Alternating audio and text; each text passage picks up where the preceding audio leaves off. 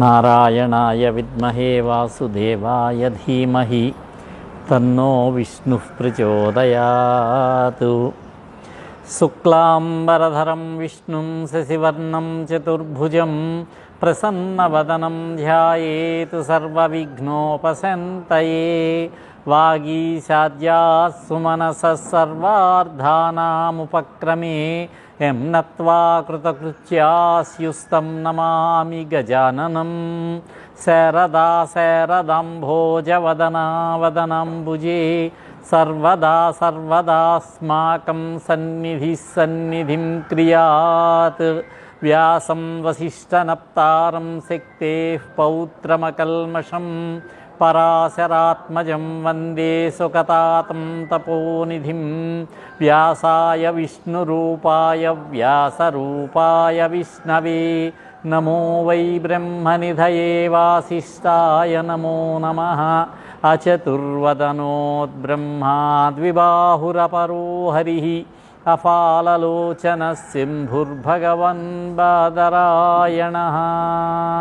శాంతాకారం భుజగశయనం పద్మనాభం సురేశం విశ్వాకారం గగనసదృశం మేఘవర్ణం శుభాంగం లక్ష్మీకాంతం కమలనయనం యోగిహృద్యానగమ్యం వందే విష్ణుం భవభయహరం సర్వలోకైకనాథం.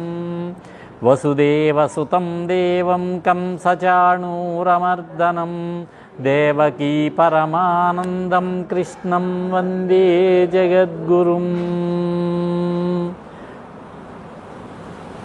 నారాయణ సమారంభాం నరం చైవ నరోత్తమం దేవీం సరస్వతీం చైవ తతో జయముదీరయేత్.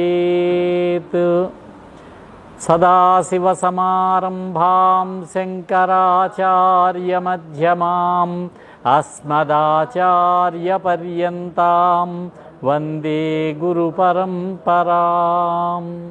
శ్రీ గురుభ్యో నమః. సభాయై నమః. అందరికీ నమస్కారం.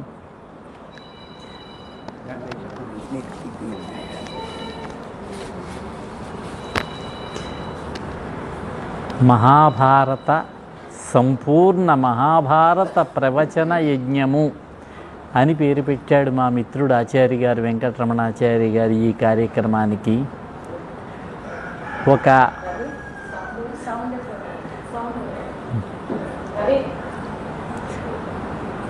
మహాభారతం చెప్పాలనేటటువంటి సంకల్పంతో ఈ రోజున ఇక్కడికి రావడం జరిగింది. దీనికి నాకున్నటువంటి అర్హత ఏమిటంటే, చీరాలని ఒంగోలు దగ్గర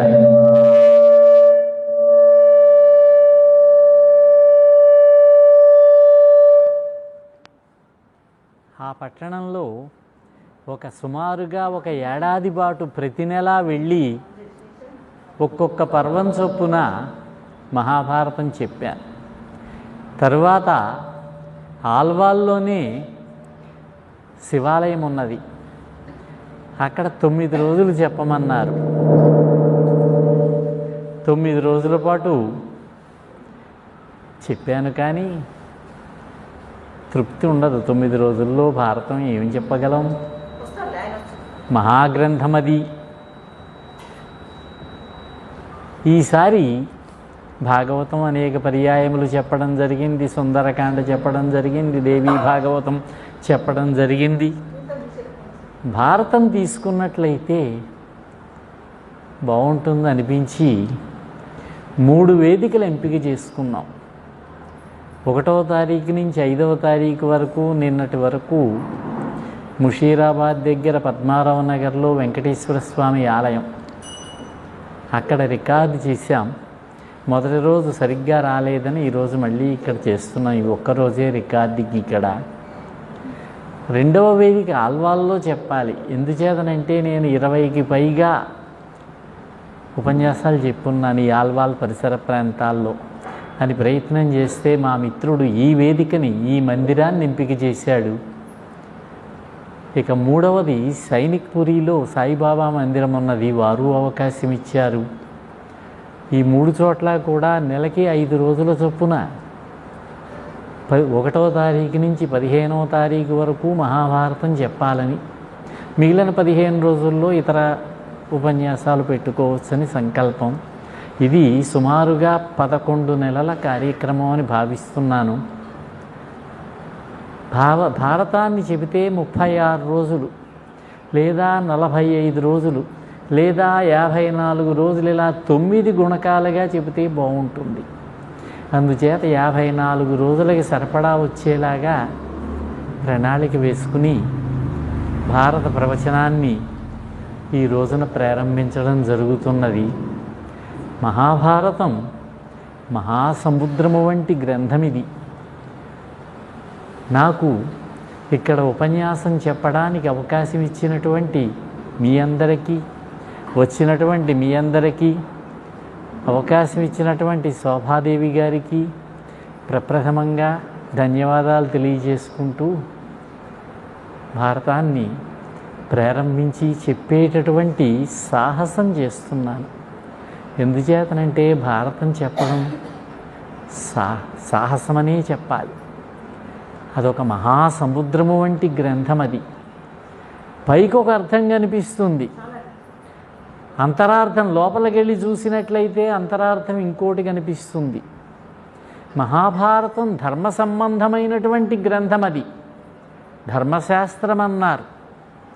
ఎన్నో ధర్మ విషయాలు మహాభారతం చదువుతూ ఉంటే మనకు అనేక సందేహాలు కనిపిస్తాయి. ఎవరి దాకానో ఎందుకు, కృష్ణుడి విషయంలోనే కనిపిస్తాయి. కృష్ణుడు ఎంతోమందిని రక్షించి కాపాడాడు. అశ్వత్థామని రక్షించలేదు, అభిమన్యుడిని రక్షించలేదు. మేనల్లుడు అభిమన్యుడు. అశ్వత్థామ ఆ రాత్రిపూట నిద్రపోతున్న వాళ్ళని సౌప్తిక పర్వంలో వధిస్తాడని కృష్ణుడికి తెలియదా? పాండవులన్నారు శిబిరానికి వెడదామని. వద్దు, యుద్ధం జరిగిన రోజున ఒక రాత్రి యుద్ధరంగంలోనే ఉండాలని ఆ నదీ తీరంలోనే అట్టే పెట్టాడు, శిబిరానికి తీసుకువెళ్లకుండా. తెలుసా ఆయనకి? ఎందుకు చేయలేదు? ఇటువంటి సందేహాలు మనకు అనేకములు మహాభారతంలో అడుగడుగునా కూడా కనిపిస్తూ ఉంటాయి. ఇవి కాక మేధావులైనటువంటి మన వాళ్ళు పెట్టినటువంటి సందేహాలు కొన్ని, వాళ్ళు కల్పించినటువంటి కల్పిత కథలు. మహాభారతం మీద కల్పించబడినన్ని కథలు ఇంకెక్కడా ఏ పురాణంలోనూ కల్పించబడి ఉండవేమో అనిపిస్తుంది నాకు.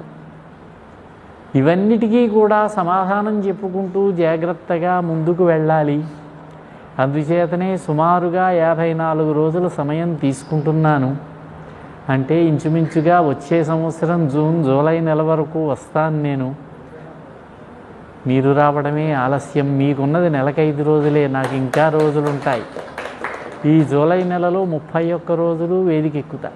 ఇవాళ 6వ రోజు ప్రోగ్రాములు ఇచ్చాను.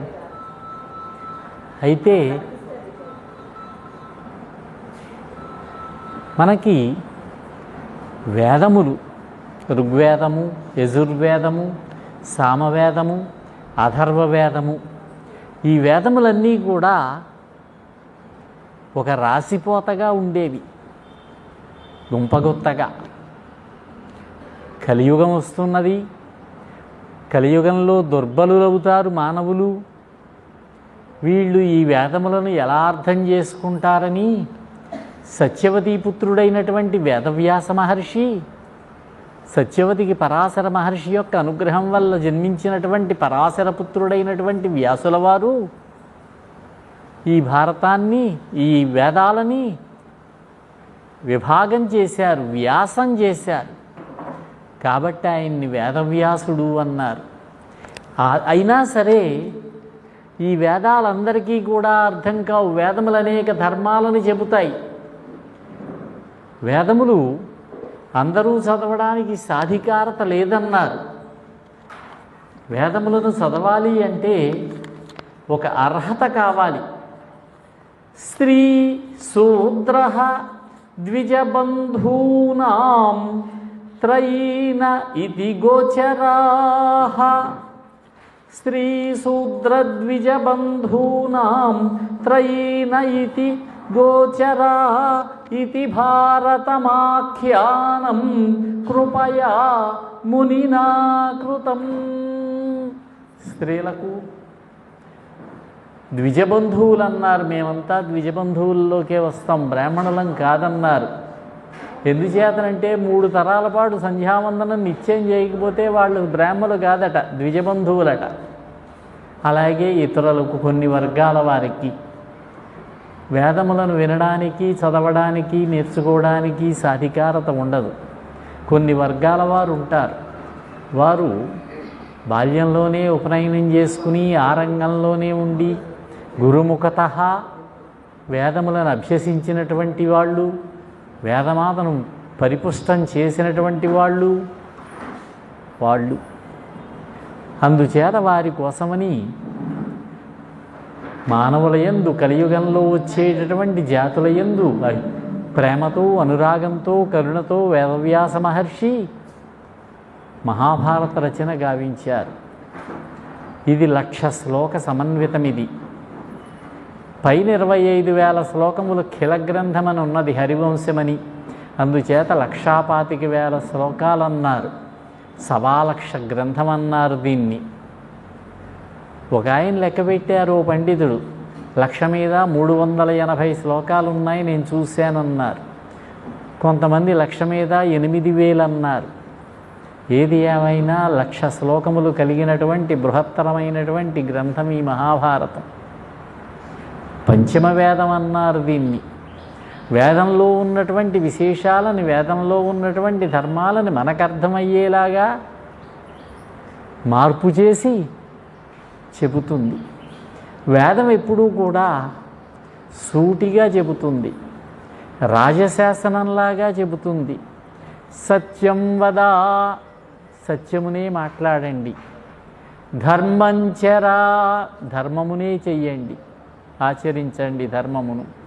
మాతృదేవో భవ, పితృదేవో భవ, ఆచార్యదేవో భవ. ఎంతకాలం జరిగినా, ఎన్ని యుగాలు జరిగినా అవి మారవవి, అవి అలాగే ఉంటాయి. గురువుగారు, కలియుగంలో ఉన్నాం కదా, చూస్తున్నారు కదా, రోజులు మారిపోతున్నాయి. సత్యం వద అనే స్థానంలో అసత్యం వద అని పెడదామా అని ఎవరూ అనడానికి లేదు. అది ప్రభు శాసనంలాగా ఉంటుంది. ఇక ఇతిహాసములు, పురాణములు ఉన్నాయే, భారతం ఇతిహాసం, భాగవతము, దేవీ భాగవతము మొదలైనవన్నీ పురాణములు. ఇవన్నీ కూడా స్నేహితుడిలాగా చెబుతాయట. ఒక్కొక్క అబ్బాయి తండ్రి చెప్పినా వినడు, నాయనా వివాహం చేసుకో, పెద్దవాడు అవుతున్నావన్నా వినడు.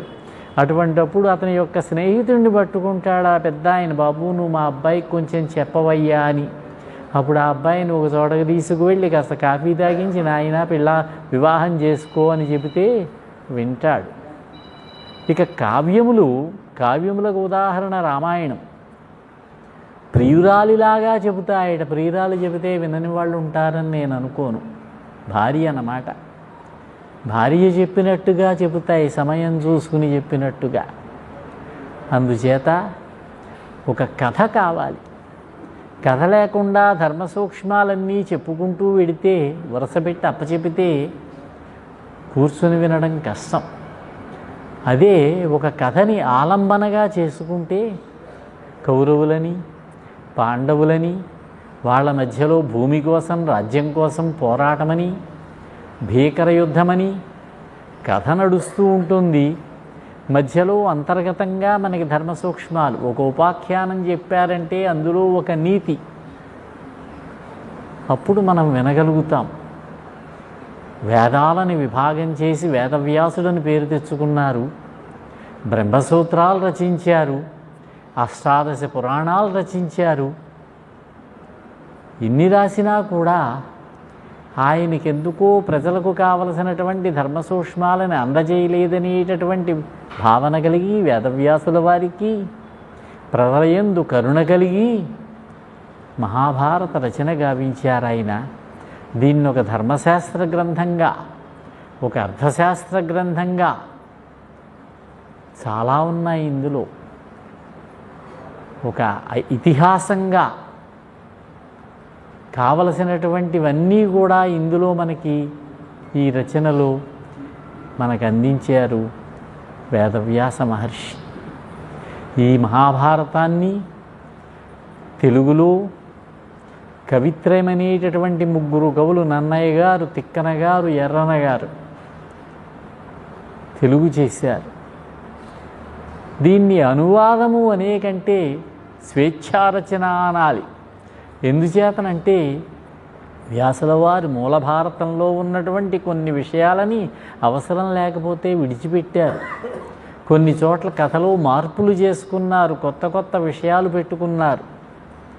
వీరు సమంజసంగా ఉంటాయనుకున్నవి ఈ కాలానికి అనుగుణంగా ఉంటాయనుకున్నవి పెట్టి స్వతంత్ర రచనగా ముగ్గురు కవులు ఆదిపర్వము, సభాపర్వము, అరణ్య పర్వంలో కొంత భాగం రాసిన తర్వాత నన్నయ్య గారి కవిత ఆగిపోయింది.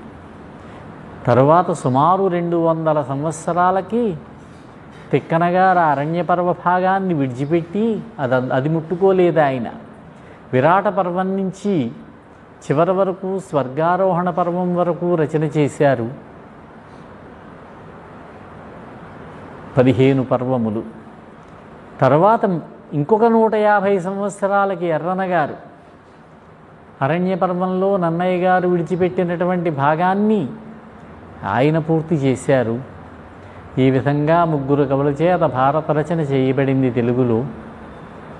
మహాభారతాన్ని రచన చేసినటువంటి వ్యాస మహర్షి దీన్ని పంచమవేదం అని చెప్పుకున్నాము. ఈ మహాభారతంలో అన్ని విషయాలు కూడా సమగ్రంగా వర్ణించబడ్డాయి. ఇక్కడ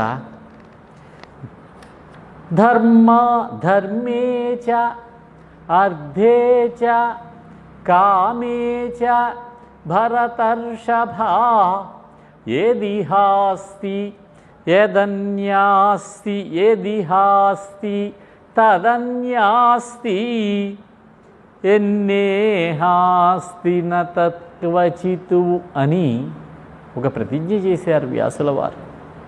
ధర్మం, అర్థం, కామం, మోక్షం ఈ 4ంటిని పురుషార్థములు అంటారు.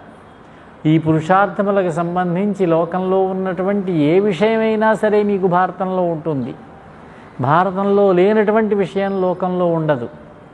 ఏమండి, నేను మొత్తం భారతం అంతా తిరిగేశాను, నాకు ఎక్కడా కనిపించలేదు ఒక విషయం అంటే పొరపాటు పడ్డారు. మీరు ఉన్నది భారతంలో, మీరు సరిగ్గా చూడలేదంతే. ఒకవేళ భారతంలో మీకు ఆ విషయం కనపడలేదా, లోకంలో ఎక్కడా లేదు. మీ మనస్సుకు వచ్చినటువంటి ఆలోచనే కానీ అది లోకంలో ఉన్నటువంటి విషయం కాదది. మానవులకు కావలసినటువంటి ధర్మ, అర్థ, కామ, మోక్షాలకు సంబంధించినటువంటి 4 పురుషార్థాలని కూడా సాకల్యంగా వివరించింది మహాభారతం. ఈ మహాభారతాన్ని పైకి చూస్తే ఒక అర్థం కనిపిస్తుంది, కొన్ని చోట్ల లోపలికి వెళ్ళి తరచి చూసినట్లయితే, పండితులైన వారు శోధించినట్లయితే మరొక అర్థం కనిపిస్తుంది. అందుకే భారతే త్వర్థ గౌరవం అన్నారు. భారతే త్వర్థ గౌరవం. ఈ మహాభారతానికి మహారాష్ట్ర పండితుడైనటువంటి నీలకంఠ పండితుడు వ్యాఖ్యానం కూడా రాశారు. నీలకంఠ పండితుడు అన్నారు ఆయన్ని, భారత భావదీపము అనే పేరుతోటి అనేక మంది వ్యాఖ్యానాలు రాశారు. అంతేకాకుండా హరికథలుగా, బుర్రకథలుగా, నాటకాలుగా, పురాణములుగా ఈ మహాభారతం భారతదేశం అంతటా, ప్రధానంగా మన తెలుగు ప్రాంతములలో, మన తెలుగు దేశములలో విశేష ప్రఖ్యాతి గడించింది. దానికి కారణమైనటువంటి కవిత్రయమే. తిక్కన గారు 15 పర్వముల మహాభారత రచనలో తమ యొక్క అనుభవాన్నంతా కూడా రంగరించి అనేక ధర్మాలను మనకు అందించారు ఆయన మహాభారతం ద్వారా. మనకు బాగా దగ్గరైనటువంటిది మహాభారతం. మహాభారతం చెబుతున్నా, మహాభారతం వింటున్నా మనకు తెలియకుండానే మనలో ఏదో ఒక విధమైనటువంటి ఆనందం కలుగుతుంది, భక్తిభావం కలుగుతుంది. శ్రీకృష్ణ పరమాత్మ యొక్క లీలలన్నీ ప్రదర్శించబడింది మహాభాగవతం అయితే, ఆయనకి ప్రధానంగా రాజనీతి, ఆయన రాజనీతిజ్ఞుడుగా కనిపిస్తాడు మహాభారతంలో.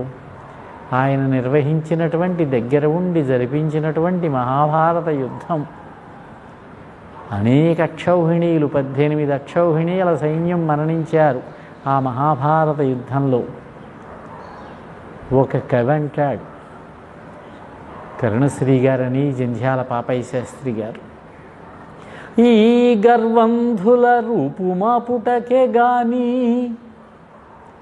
ఈ గర్వంధుల రూపుమాపుటకే గాని, జీతమా బత్తెమా నీ గుర్రంబుల తోలునంత పనికి నేనేలా. అంతగా నా గుర్రాలను తోలాలంటే, రథం నడపాలంటే మా ఇంట్లో లేవు, మా ద్వారకలో. మా ఇంటిలోనే గుర్రాలను తోలలేదు, నిజమింతే ధర్మరక్షార్థమయ్యోగంబూనితి, పార్థసారథి మహోద్యోగంబు సాగించితిన్. పార్థసారథిగా, ఆయన రథసారథిగా ఉండి దగ్గరుండి యుద్ధం జరిపించి దుష్ట శిక్షణ శిష్ట రక్షణ కార్యక్రమాన్ని జరిపించారు. శ్రీకృష్ణ పరమాత్మ అవతరించిందే అందుకు ధర్మరక్షణ కోసమే, ధర్మ సంస్థాపన కోసమే. పరిత్రాణాయ సాధూనాం వినాశాయ చ దుష్కృతాం ధర్మ సంస్థాపనార్థాయ సంభవామి యుగే యుగే అన్నాడు. పరమాత్మే చెప్పాడు అర్జునుడితోటి, యదా యదా హి ధర్మస్య గ్లానిర్భవతి భారత అభ్యుత్థానమధర్మస్య తదా ఆత్మానం సృజామ్యహం. ఎక్కడెక్కడైతే ధర్మం లుప్తమవుతూ ఉంటుందో, ఎక్కడెక్కడైతే ధర్మం వ్యాప్తమవుతూ ఉంటుందో అప్పుడప్పుడల్లా నేను అవతరిస్తూ ఉంటాను ధర్మ సంస్థాపన కోసం. శ్రీకృష్ణ పరమాత్మ దగ్గర ఉండి జరిపించినటువంటి కథా ఇతిహాస వృత్తాంతమే ఈ మహాభారతం. జీవకోటికి కూడా సర్వశుభములను అనుగ్రహించేటటువంటిది ధర్మము అన్నారు. ధర్మో రక్షతి రక్షితః. నీవు ధర్మాన్ని కాపాడినట్లయితే ఆ ధర్మం నిన్ను రక్షిస్తుంది. నేను ధర్మాన్ని కాపాడడం అంటే ఏమిటి? ధర్మాన్ని కాపాడడం కోసం మనం ఏదో ఆయుధం తీసుకుని ధర్మానికి గ్లాని కలుగుతోంది నేను కాపాడతానని మనం బయలుదేరి వెళ్ళక్కరలేదు. మనం స్వధర్మాన్ని ఆచరించడమే. ఏ ధర్మం అయితే నీకు ఉద్దేశించబడిందో ఈ కాలంలో ఆ ధర్మాన్ని నువ్వు ఆచరించడమే ధర్మాన్ని రక్షించడం, ధర్మాన్ని కాపాడడం. అదే ధర్మాన్ని విడనాడేవనుకో ధర్మో హంతి హతోహతః. ధర్మాన్ని నువ్వు విడనాడినట్లయితే ఆ ధర్మమే నిన్ను విడిచిపెడుతుంది. అడుగడుగున మహాభారతంలో ఆ ధర్మాన్నే నిరూపిస్తూ శ్రీకృష్ణ పరమాత్మ కౌరవ సభకు వెళ్ళాడు రాయబారానికి, ధృతరాష్ట్ర మహారాజు దగ్గరికి. ఓ మాట అంటాడు ఆయన, సారపు ధర్మము విమల సత్యము.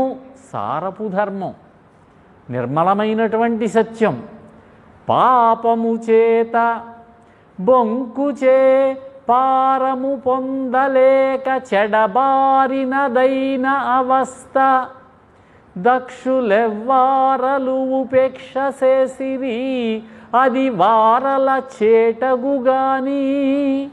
ఎవరు వారు? భీష్ముడు, ద్రోణుడు మొదలైన వాళ్ళు. ద్రౌపదీదేవికి నిండు సభలో అవమానం జరుగుతూ ఉంటే, కౌరవులు పరాభవించి అవమానిస్తూ ఉంటే, మాయాద్యూతంలో ద్యూతమనేటటువంటి మిషతోటి పాండవులను ఓడించి ద్రౌపదీదేవిని నిండు సభలో వస్త్రాపహరణం చేసేటటువంటి ప్రయత్నం చేస్తూ ఉంటే ఏమీ మాట్లాడకుండా తలలు వంచుకుని కొందరు, కళ్ళు మూసుకుని కొందరు కూర్చున్నారే, వాళ్ళు వారికి చేటగుగాని వారే నాశనం అవుతారు. అందుకే దగ్గర ఉండి భీష్ముడిని కావాలని 10వ రోజున 9వ రోజు సాయంత్రం ధర్మరాజాదులను తీసుకుని భీష్ముడి దగ్గరికి వెళ్ళి ఆయన ఎలా మరణిస్తాడో ఆయన యొక్క మరణానికి సంబంధించిన విశేషాన్ని తెలుసుకుని దగ్గరుండి పడగొట్టించాడు. ద్రోణుణ్ణి పడగొట్టించాడు కృష్ణ పరమాత్మ. ఎందుచేత ధర్మ నిస్తారకమయ్యును సత్య శుభదాయకమయ్యును దైవముండెడు. ఆ ధర్మాన్ని పరమాత్మ కాపాడుతాడు. ధర్మమే తనంతా రక్షించుకుంటుంది. ధర్మరక్షకుడు కాబట్టి పరమాత్మ దగ్గరుండి ఆ ధర్మాన్ని కాపాడతాడు. ధారణాత్ ధర్మ ఉచ్యతే అన్నారు. నీవు ధర్మాన్ని విడిచిపెడితే ఆ ధర్మం నిన్ను విడిచిపెడుతుంది. నీవు ధర్మాన్ని కాపాడితే ఆ ధర్మం నిన్ను కాపాడుతుంది. ధర్మమును రక్షణయందు శిక్షణయందు సమర్థమైనటువంటి దానినిగా చెబుతున్నాయి ఈ రెండు మాటలు కూడా. ఆ ధర్మం జీవులకు శ్రేయస్సునిస్తుంది, దానికి కూడా సమర్థమైనటువంటిది. కానీ బాధించేది కాదు. ధర్మం సాధారణంగా మనని బాధించదు, మనం ధర్మం తప్పితే తప్ప. భారతమంతా చెప్పిన తర్వాత ఓ మాట అంటారు స్వర్గారోహణ పర్వంలో అన్నటువంటి మాట, న జాతు కామాన్ న భయాన్న లోభాత్ ధర్మం జయాత్ జీవితస్యాపి హేతోః. ఇది వేదంలో మాట. ఇదే మాటని భారతం చివరిలో వ్యాసుల వారు కూడా చెప్పారు. జీవితం కోసం కానీ బ్రతకడం కోసం కానీ నువ్వు కామం కోసం కానీ కోరికల కోసం ఎప్పుడూ ధర్మాన్ని విడిచిపెట్టవద్దు. ప్రాణం పోయినా సరే ధర్మాన్ని విడిచిపెట్టవద్దు. ఇదే మాట ధర్మరాజు భీముడితో చెబుతాడు ఒక సందర్భంలో. ఆది పర్వంలో హిడింబ వచ్చింది వివాహం చేసుకోమన్నది. లక్క ఇంటిలో దహనమైన తర్వాత అరణ్యంలోకి పాండవులు వెళ్ళినప్పుడు హిడింబాసురుణ్ణి వధించిన తర్వాత హిడింబ వచ్చింది ఈ అబ్బాయిని పెళ్లి చేసుకోవాలని ఉందన్నది భీముడిని చూపించి. భీముడు పెళ్లి చేసుకోనంటాడు, ఇది రాక్షసిది, దీన్ని చంపేస్తానంటాడు. అప్పుడు ధర్మరాజు చెప్పాడు, ప్రాణం కోసమైనా సరే జీవితం కోసమైనా సరే ధర్మాన్ని విడిచిపెట్టకూడదు. నీ ధర్మాన్ని నువ్వు కాపాడాలి. ఒక స్త్రీ వచ్చి నిన్ను ఎందు అనురక్తురాలై నిన్ను వివాహం చేసుకోవాలనుకుంటూ ఉన్నది. ఆమె కోరిక తీర్చవలసినటువంటి ధర్మం నీది, నీ ధర్మాన్ని నువ్వు కాపాడన్నాడు. అలా మనకి ప్రతి సన్నివేశంలోనూ అవకాశం ఉన్న చోటల్లా మహాభారతంలో ధర్మం గురించే చెబుతారు. ప్రధానంగా ధర్మశాస్త్ర గ్రంథం ఇది మహాభారతం. మహాభారతాన్ని చెప్పినా చదివినా ప్రారంభించేటప్పుడు నలుగురిని స్మరించుకుని చెప్పమన్నారు. నారాయణం నమస్కృత్య నరం చైవ నరోత్తమం దేవీం సరస్వతీం చైవ తతో జయముదీరయేత్. దేవదేవుడైనటువంటి నారాయణుడిని స్మరించాలట, శ్రీమన్నారాయణుని అంటే శ్రీకృష్ణ పరమాత్మని. నరం చైవ నరోత్తమం, నరుడైనటువంటి ఆది ఋషుల్లో నరనారాయణులలో ఒకడైనటువంటి నరుడు అర్జునుణ్ణి స్మరించాలి. దేవీం సరస్వతీం చ ఇవా, సరస్వతీదేవిని స్మరించాలి. భాష వాగ్దేవి. తతో జయముదీరయేత్, జయమనేటటువంటి ఈ మహాభారత గ్రంథాన్ని ప్రారంభించి చెప్పాలి. దీనికి తర్వాత కొంచెం మార్పు చేసి, ఇది వ్యాసుల వారు చెప్పినటువంటి శ్లోకం. ఇది భారతంలో ప్రతి పర్వంలోనూ ప్రారంభంలో వ్యాస భారతంలో వచ్చేటటువంటి శ్లోకమే. దీనిని బట్టి భారతం మొత్తం రాసింది వ్యాసుల వారే, సందేహం లేదు.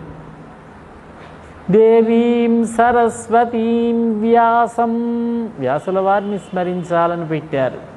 ఇది సుఖమహర్షి చెప్పాడన్నారు, ఇది సూత మహర్షి చెప్పాడన్నారు సౌనకాది మహర్షులకు. ఆ కొంచెం మార్పు చేసి ఉంటాడు ఆయన.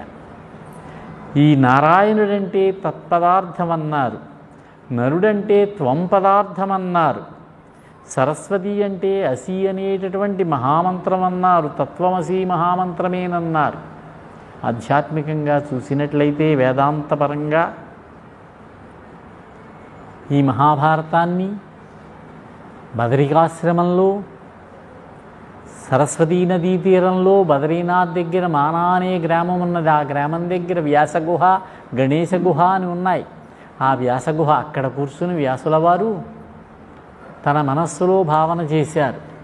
దీక్షలో కూర్చుంటే మహాభారత కథంతా కూడా ఆయన దృష్టి పథానికి గోచరించింది. ఇప్పుడు ఈ మహాభారతాన్ని రచన చెయ్యాలి, మనకు అందించాలి. మహాభారత రచన గ్రంథస్థం చెయ్యాలి. ఎవరు కావాలి? ఇంతటి మహత్తర గ్రంథాన్ని, ఇన్ని ధర్మశాస్త్రాలకు సంబంధించినటువంటి గ్రంథాన్ని రచించాలంటే సమర్థుడైనటువంటి లేఖకుడు కావాలి. వ్యాసుల వారికి అటువంటి లేఖకుడు ఎక్కడా కనిపించలేదు. ఎవరినో సాధారణ శ్రోతను పెడితే ఆ వ్యాసుల వారి యొక్క వేగాన్ని, ఆయన చెప్పే శ్లోకాల యొక్క వేగాన్ని అందుకోవడం సామాన్యమైన విషయమా? అప్పుడు వ్యాసుల వారు బ్రహ్మదేవుణ్ణి స్మరించారు. బ్రహ్మదేవుడు ప్రత్యక్షమయ్యాడు. ఉవాచ చ మహాతేజాః బ్రహ్మణం పరమేష్ఠినం కృతం మయేదం భగవన్ కావ్యం పరమపూజితం. ప్రత్యక్షమైనటువంటి బ్రహ్మదేవుడితోటి వ్యాసుల వారు అంటున్నారు, మహాత్మా, పరమ పూజ్యమైనటువంటి ఈ కావ్యం నా చేత రచించబడింది అన్నారు. మానసికంగా కావ్యమన్నాడు ఆయన దీన్ని, ఈ గ్రంథాన్ని. బ్రహ్మన్ వేద రహస్యంచ యచ్ఛాన్యస్థాపితం మయా సాంగోపనిషదం చైవ వేదానం విస్తర క్రియా. ఇందులో వేదముల్లో ఉన్నటువంటి రహస్యమంతా ఉన్నది. ఇది వ్యాసుల వారి మాట. వేదముల్లో ఉన్నటువంటి ధర్మ సూక్ష్మములన్నీ కూడా భారతంలో పెట్టారు. అందుకే పంచమ వేదం అని పిలువబడింది, ప్రశంసించబడింది. వేదాంగములు ఉపనిషత్తుల యొక్క సారమంతా ఉన్నది, విస్తారంగా స్థాపించబడ్డాయి. ఇందులో ఇతిహాస పురాణాల సారమంతా కూడా ఈ కావ్యంలో ప్రతిష్ఠించబడింది. 3 కాలాలకు సంబంధించినటువంటి విశేషాలన్నీ కూడా ఉన్నాయి ఈ గ్రంథంలో. ఇవన్నీ వేసి ఈ గ్రంథాన్ని నేను రచన చేశాను. జరా మృత్యు భయ వ్యాధి భావ వినిశ్చయ వివిధస్య చ ధర్మస్య యాశ్రమాణంచ లక్షణం. జరామరణాలు, భయాలు, వ్యాధులు, వీటికి సంబంధించినటువంటి సత్యాసత్య విశేషాలు, నిత్యానిత్య విశేషాలు, వివిధ ధర్మాలు, ఆశ్రమాలు, వాటి యొక్క లక్షణాలన్నీ చెప్పబడ్డాయి. లోకములో ఉన్నటువంటి ధర్మశాస్త్రములు చెప్పినటువంటి చాతుర్వర్ణములు ఉన్నాయి, 4 వర్ణములు, వాటి యొక్క విధానం, పురాణాలన్నిటి యొక్క సారం చెప్పబడింది. అదేవిధంగా తపస్సు యొక్క, బ్రహ్మచర్యం యొక్క విధానమంతా చెప్పబడింది. భూమి, సూర్యచంద్రులు, నక్షత్రాలు, గ్రహాలు, తారలు, వీటి యొక్క ప్రమాణాలు, యుగ ప్రమాణాలు ఇవన్నీ చెప్పబడ్డాయి. 4 వేదాలు చెప్పబడ్డాయి. ఆధ్యాత్మ విద్య చెప్పబడింది. న్యాయము, శిక్ష, చికిత్స, దానము, పాశుపతము చెప్పబడ్డాయి. దివ్యమైనటువంటి దివ్యుల యొక్క, మానవుల యొక్క జన్మల కారణాలు కూడా వివరించబడ్డాయి. పుణ్యతీర్థాలు, దేశాలు, నదులు, పర్వతాలు, అరణ్యాలు, సముద్రాలు ఇవన్నీ కూడా వర్ణించబడ్డాయి. దుర్గాలు, దివ్యనగరాలు మొదలైనటువంటి వాటి యొక్క నిర్మాణాలు, యుద్ధ కౌశలాలు. పరం న లేఖకః కశ్చిత్ ఏతస్య భువి విద్యతే. కానీ దీన్ని వ్రాయడానికి తగినటువంటి లేఖకుడు మాత్రం నాకు లభించలేదు అన్నారు వ్యాసుల వారు బ్రహ్మదేవుడితోటి. వ్యాసుల వారు చెప్పిన మాట ప్రకారం భారతంలో లేనటువంటి అంశం లేదు. సమస్త విషయాలు భారతంలో ఉన్నాయి. మనం వాటిని సేకరించుకొని పొందగలగాలంతే, మన శక్తికి సంబంధించి. మన శక్తిని బట్టి అందులో ఉన్నటువంటి చదవగా వినగా భారతంలో ఉన్నటువంటి ధర్మాలన్నీ కూడా మనకు తెలుస్తాయి. మామూలుగా మాట్లాడుతూ అనేస్తాం, ద్రౌపదికి 5 భర్తలు, ఎలా కుదురుతుందండి అంటాం. దానికి కూడా మనం లోతుకు వెళ్ళినట్లయితే ధర్మరహస్యం తెలుస్తుంది. ఆదిపర్వంలో వృత్తాంతమది. బ్రహ్మదేవుడు అంటున్నాడు, మహర్షి, నీకు గుప్తమైనటువంటి జ్ఞానమంతా తెలుసు. తపో విశిష్టుడవు నువ్వు. మునులందరిలోనూ కూడా విశిష్టమైనటువంటి వాడి, అందుకే నిన్ను మహర్షి శ్రేష్ఠుడవని నేను భావిస్తున్నాను. సత్యవతీదేవికి పరాశర మహర్షి యొక్క అనుగ్రహం వల్ల పుట్టాడు ఆయన. మహర్షి యొక్క అనుగ్రహం అంటే సామాన్యమైనటువంటి విషయమా? నీవు పుట్టినప్పటి నుంచి కూడా బ్రహ్మవాదిని అయినటువంటి సరస్వతి నిన్ను ఆశ్రయించి సత్యభాషణం చేయిస్తోంది నీ చేత. కాబట్టి నువ్వు నీ రచనను కావ్యమని అన్నావు కాబట్టి ఈ రచన మహాకావ్యమే అవుతుంది. ఈ మహాకావ్యమైనటువంటి ఈ మహాభారతాన్ని ఇంతకంటే ఎవరూ కూడా విశేషించి చెప్పలేరు. కావ్యస్య లేఖనార్థాయ గణేశః స్మర్యతం మునే. ఈ కావ్యాన్ని వ్రాయడానికి లేఖకుడుగా గణేశుణ్ణి స్మరించు, ఆయన రాస్తాడని బ్రహ్మదేవుడు చెప్పి అంతర్ధానం చెందాడు. ఆయన వ్యాస మహర్షి గణేశుణ్ణి స్మరించాడు, ఆయన ప్రత్యక్షమయ్యాడు. వ్యాస మహర్షి గణేశుణ్ణి భారత రచనకు లేఖకుడుగా ఉండమని అడుగుతున్నాడు. లేఖకో భారతస్యాస్య భవత్వం గణనాయక మయ్యైవ ప్రోచ్యమానస్య మనసా కల్పితస్య చ. ఓ గణాధిపా, నేను మనస్సులో భావిస్తూ చెప్పేటటువంటి భారతానికి నువ్వు లేఖకుడు కావాలన్నాడు. నాకెలా కుదురుతుందయ్యా? నేను ఒక చోట ఉండేవాణ్ణా? ఎవరు ఏ పూజ ప్రారంభించినా కూడా ముందు శ్రీ మహాగణాధిపతయే నమః అంటారు. వెళ్ళి కూర్చోవాలి అక్కడ. నేను నువ్వంటే ఖాళీగా కూర్చుని భారత రచన చేస్తూ కూర్చున్నావు, నాకెక్కడ కుదురుతుంది అన్నాడు. కాదయ్యా, నువ్వే రాయాలి. బ్రహ్మదేవుడు చెప్పాడు, సమర్థుడు నువ్వు రాయడానికి. ఆయన మహాపండితుడు గణపతి. గణానాం త్వా గణపతి గుం హవామహే కవిం కవీనాముపమశ్రవస్తవం జ్యేష్ఠరాజం బ్రహ్మణం బ్రహ్మణస్పతే. కవులకు కవట, కవీం కవీనాం, పండితులకు పండితుడు, మహాపండితుడు ఆయన. 4 వేదాలకు కూడా అధిష్టాన దేవత గణపతి.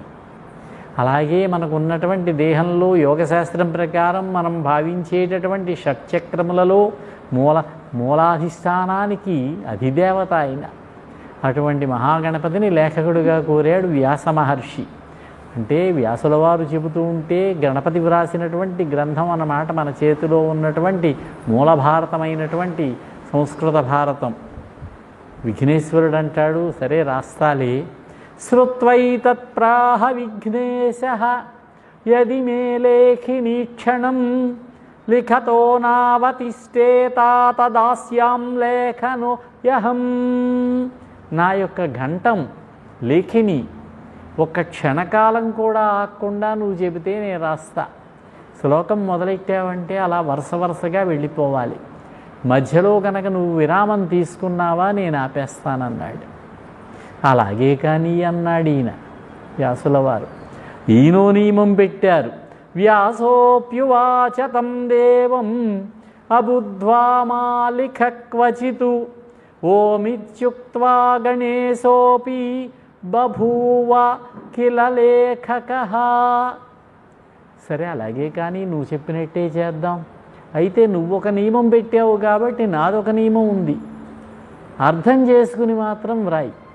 నేను శ్లోకాలు చెబుతూ ఉంటే అర్థం కాకుండా శ్లోకం రాయొద్దు. అర్థం కాకపోతే అక్కడ కాసేపు కూర్చో. అలాగే అన్నాడు ఆయన. ఓం అన్నాడు. ఓమిత్య అంగీకారే, అంగీకరించాడు. ఈ విధంగా భారత రచన ప్రారంభమైంది. గుహలో కూర్చుని వ్యాస గుహలో ఆయన చెబితే గణేశ గుహలో ఈయన కూర్చుంటే ఆయన చెప్పిన భారతాన్నంతా కూడా 3 సంవత్సరాల కాలం పట్టిందట భారత రచన చేయడానికి. మహాభారతాన్ని ఎప్పుడు రాశారన్నారు? ధర్మరాజు పట్టాభిషేకం చేసుకున్న తర్వాత సుమారు 100 సంవత్సరాలకు రాశారు. అప్పటికి కలియుగం ప్రవేశించింది. కలియుగం నడుస్తూ ఉండగానే రాశారు. 3 సంవత్సరాల కాలం పాటు బదరికాశ్రమంలో కూర్చుని రాశారు ఈ భారతాన్నంతా కూడా. ఈ గణేశుడు ఒక నియమం పెట్టాడు కాబట్టి శ్లోకాలు చెప్పుకుంటూ ఆసువుగా వెళ్ళిపోవాలి. ఆ శ్లోకాలు ఉన్నట్టుండి ఒక బండ శ్లోకం ఒకటి పారేసేవారు. అది గణేశుడికి అర్థమయ్యేది కాదు. గంటాన్ని ఆపి ఒకసారి గడ్డం గీక్కుని ఆలోచించేవాడు, పెద్ద ఆయన ఏం చెప్పాడు ఇక్కడ అని. అది అర్థమయ్యడానికి ఒక క్షణం పట్టేది. ఆ సమయంలో ఈయన 500-600 శ్లోకాలు మనస్సులో ఊహించేసుకుని అల్లేసుకునేవాడు వ్యాసుల వారు. వీటినే వ్యాసఘట్టములు అన్నారు, ఘట్ట శ్లోకములు అంటారు. అరణ్యపర్వంలో ఎక్కువగా వచ్చే ఇటువంటి వ్యాసఘట్టములో కథ గట్టిగా నడుస్తూ ఉండగా ఒక గట్టి శ్లోకం, పైకి ఒక అర్థం లోపలకు ఒక అర్థం. ఏం చెప్పాడు ఈయన ఈ శ్లోకంలో? మామూలుగా చూస్తే ఒకలా అర్థమవుతున్న దీని భావం ఏమిటి అని గణేశుడు ఆగవలసి వచ్చేది. సరే ఇవాళకి ఆపుదామా అండి అంటే సరే కానివ్వండి అనేవారు. మర్నాడు మళ్ళీ రాయడం. ఆ విధంగా భారత రచన సాగింది. ఇలాంటి శ్లోకాలన్నీ కూడా ఈ వ్యాసఘట్టములను, ఘట్ట శ్లోకములను లెక్కపెట్టారట. 8800 శ్లోకాలు వచ్చాయిట. అష్టౌ శ్లోక సహస్రాణి అష్టౌ శ్లోక శతాని చ అహం వేత్తి సుకో వేత్తి సంజయో వేత్తి వానవా. ఇటువంటి 8800 శ్లోకాలు నాకు తెలుసు అంటే వ్రాసినటువంటి వ్యాసుల వారికి. సుకో వేత్తి మా అబ్బాయి సుకుడికి తెలుసు. సంజయో వేత్తి వానవా సంజయుడికి తెలుసో తెలీదో. ఇక్కడ వానవా అన్నారు. సంజయో వేత్తి సంజయుడికి తెలుసు. వానవా వానవా అంటే గణేశుడు అన్నారు. విఘ్నేశ్వరుడికి తెలుసు, రాసిన ఆయన కాబట్టి. మన పండితులు ఏం చేశారు? ఈ శ్లోకాన్ని పట్టుకుని ఈ 8800 శ్లోకములే జయమనేటటువంటి గ్రంథం. భారతానికి 3 పేర్లున్నాయి: జయము, భారతము, మహాభారతము. ఈ భారతానికి జయమనేటటువంటి గ్రంథానికి 8800 శ్లోకములే. ఆ శ్లోకములు వ్రాసినటువంటిది వ్యాసుల వారు. జయమనే గ్రంథం మూల భారతాన్ని ఆయన రాశారు. దాన్ని తన శిష్యుడైనటువంటి వైశంపాయనుడికి చెప్పారు. ఆ వైశంపాయనుడు జనమేజయుడికి చెబుతూ ఉంటే జనమేజయుడు కొన్ని సందేహాలు అడుగుతూ ఉంటే జనమేజయ ఉవాచ, వైశంపాయన ఉవాచ ఇవన్నీ తర్వాత కల్పించారవి. ఆయన సందేహాలు తీరుస్తూ మధ్య మధ్యలో కొన్ని కథలు కలుపుకుంటూ చెబితే 24,000 శ్లోకాలు అయ్యాయి. ఆ 24,000 శ్లోకాలు భారతం అన్నారు. వైశంపాయనుడు జనమేజయుడికి చెబుతూ ఉంటే పక్కడే కూర్చుని విన్నటువంటి సూత మహర్షి, సౌనకాది మహర్షులు చెబితే వాళ్ళ సందేహాలన్నీ తీరుస్తూ ఈయన కొన్ని కథలు కలిపితే తర్వాత కొన్ని 100 సంవత్సరాలకి అది 1,00,000 శ్లోకాత్మకమైనటువంటి మహాభారతమైంది. కనుక 3 రాశారు. జయము వేరు, భారతం వేరు, మహాభారతం వేరన్న పండితులు కూడా ఉన్నారు. కానీ బాగా పరిశీలించి చూసినట్లయితే ఈ 3 కూడా పర్యాయ పదాలు. దాన్నే జయమంటారు, దాన్నే భారతం అంటారు, దాన్నే మహాభారతం అంటారు. ఉపాఖ్యానాలతో కలిసి ఉన్నటువంటిది 1,00,000 శ్లోకాలు. ఉపాఖ్యానాలు లేకుండా చెప్పినటువంటిది క్లుప్తంగా 24,000 శ్లోకములు. ఇవన్నీ వ్రాసినటువంటి వారు వ్యాస మహర్షే. 1,00,000 శ్లోకముల భారతం రాసిన వారు మనకు అందించినటువంటి వారు వేదవ్యాసుల వారే. కొంతమంది ఏం చేస్తారంటే ఉపాఖ్యానాలు విడిచిపెట్టి రాసుకుంటారు. కొంతమంది మొత్తం అంతా సమూలకంగా తాళపత్ర గ్రంథాలే కదా కాలంలో తాటియాకులు సంపాదించుకోవడం, ఓ చెట్టు కింద కూర్చోవడం, వ్రాసుకోవడం. శిష్య రేపు కార్తీకంలో భారతం దానం చేస్తాను వ్రాయని గురువుగారు చెబితే మనవాడు అక్కడ కూర్చుని ఒక ఘట్టం వదిలేస్తాడు బద్ధకించి. దానిని బట్టి ఇది వ్యాసుల వారు రాయలే, తర్వాత ఎవరో దాంట్లో దూర్చారంటే ఎలా కుదురుతుంది? మనకి భారతంలోనే కొన్ని శ్లోకములు ఉన్నాయి. ఆదిపర్వంలో ప్రారంభంలోనే వ్యాసుల వారే 1,00,000 శ్లోకాత్మకమైనటువంటి ఈ మహాభారతాన్ని అందించారని. ఇది మహాభారతం అన్నారు. బరువైనది కనుక మహత్వాత్ భారవత్వాచ్చ మహాభారత ఉచ్యతే. మహత్తులోనూ భారంలోనూ గొప్పది కాబట్టి మహాభారతం అన్నారు. జయము, భారతము, మహాభారతం అనేటటువంటివి పర్యాయ పదములు. 3 ఒకటే గ్రంథం. అయితే అష్టౌ శ్లోక సహస్రాణి అనేటటువంటి శ్లోకం ఏమిటంటే ఈ మహాభారతంలో ఉన్నటువంటి గట్టి శ్లోకములు పైకొక అర్థం లోపలకొక అర్థం కనిపించేటటువంటి గ్రంథములని ఉన్నటువంటి శ్లోకమని చెప్పాలి. కానీ దీనిని ఒకరు రాశారు, దాన్ని ఒకరు రాశారు అనడం మన యొక్క అతి తెలివితేటలని అనిపిస్తుంది. ఇదం శతసహస్రం తు లోకానం పుణ్యకర్మణాం ఉపాఖ్యానైః సహ జ్ఞేయం ఆద్యం భారతముత్తమం. పుణ్యాత్మలకి ఈ భారతం ముందుగా చదవదగినటువంటి గ్రంథం ఇది. ఇది ఉపాఖ్యానాలతో సహా 1,00,000 శ్లోకాలతో కూడి ఉన్నటువంటిది, వ్యాసుల వారి మాటే ఇది. ఇంకొక విషయం, ఈ మహాభారతాన్ని సాధారణంగా విరాట పర్వంతో ప్రారంభించేటటువంటి సాంప్రదాయం ఉన్నది. ఆ విషయం తెలియకపోతే ఆది పర్వం దగ్గర మొదలుపెట్టి చదువుకుంటూ వెళ్ళిపోతాము. విరాట పర్వంతో ప్రారంభిస్తారు, తర్వాత ఆది పర్వం, సభాపర్వం, అరణ్య పర్వం, అక్కడ మళ్ళా విరాట పర్వాన్ని కొద్ది సమయం ముందు చెప్పుకున్నాం కాబట్టి 4-5 రోజులుగా కొద్దిగా అలా స్పృశించి ఉద్యోగ పర్వంలోకి వెళ్ళడం ఒక సంప్రదాయం. ఆ సంప్రదాయాన్ని నేను అనుసరిస్తాను, మనవి చేస్తున్నాను. అందుచేత రేపటి నుంచి 4 రోజులు విరాట పర్వం చెప్పుకుందాం. ఈరోజు మహాభారతము, మహాభారతం యొక్క ప్రాశస్త్యము, మహాభారతం యొక్క గొప్పతనము కొంచెం ఎకనామిక్స్ పాఠంలా ఉంటుంది, కానీ కొంచెం ఈ రోజుకి అర్థం చేసుకుంటే రేపటి నుంచి అసలు కథలోకి ప్రవేశిస్తాము. విరాట పర్వంతో ఎందుకు ప్రారంభించాలన్నారు? చెప్పాలి కదా, ఏదో ఒక కారణం ఉండాలి కదా. మనకి లోకులకు తెలిసేటటువంటి కారణం ఏమిటంటే, 3 రాశారండి ఈ భారతాన్ని. నన్నయ్య గారు మొదలుపెట్టాడు, అరణ్యపర్వం దగ్గరకు వచ్చేసరికి ఆగిపోయింది. దానికి కారణాలు కొన్ని చెప్పారు. నన్నయ్య గారు భారతాన్ని 50 సంవత్సరముల వయస్సు ఉండగా రాశాడు, మంచి నడి వయస్సే. తిక్కన గారు 60-70 ఏళ్ల వయస్సులో రాశాడు. 15 పర్వాలు కాబట్టి 15 ఏళ్ళు పైన పట్టింది. తర్వాత ఎర్రన గారు 70 పైన వృద్ధాప్యంలో రాశారు. ఈ భారత రచన ఎందుకు ఆగిపోయింది అంటే, ఆయన చక్కగా రాస్తున్నాడు. అరణ్యపర్వం, పాండవుల అరణ్యంలో తిరుగుతూ ఉన్నారు, సంచరిస్తూ ఉన్నారు. శరదృతువు వచ్చింది, శరదృతువు వర్ణిస్తున్నారు. శారదరాత్రులు ఉజ్వలల సత్తర తారకహార పంక్తులంచారుతరంబులయ్యే వికసన్నవ కైరవ గంధబంధురోదార సమీర కంతి సౌరభముదల్చి సుధంసు వికీర్యమాణ కర్పూర పరాగ పాండురుచిరాగములై సరాగమొప్పెడు. ఆ పద్యం అయింది, ఆఖరి పద్యం. ఆయన ఘంటం ఆగిపోయింది. కొంతమంది అన్నారు ఆయన చచ్చిపోయారండి అన్నారు, అందుకే భయపడతాం. కొంతమంది అన్నారు ఆయనకి పిచ్చి పెట్టిందన్నారు. ఇంకొందరు అన్నారు రాజరాజ నరేంద్రుడికి పెద్ద యుద్ధం వచ్చింది అందుచేత ఆగిపోయిందన్నారు. మరి కారణం ఏమిటో తెలియదు, కానీ రచన మాత్రం ఆగిపోయిన తర్వాత మళ్ళీ 350 ఏళ్ల తర్వాత ఎర్రన్న గారు కానీ ముట్టుకోలేదు. ఈయన ఈ భారతం ఆదిపర్వం, సభాపర్వం, అరణ్యపర్వం ముక్కని రాజరాజ నరేంద్రుడికి అంకితం ఇచ్చాడు. రాజమండ్రి రాజధానిగా పరిపాలించినటువంటి చాళుక్య ప్రభు ఆయన.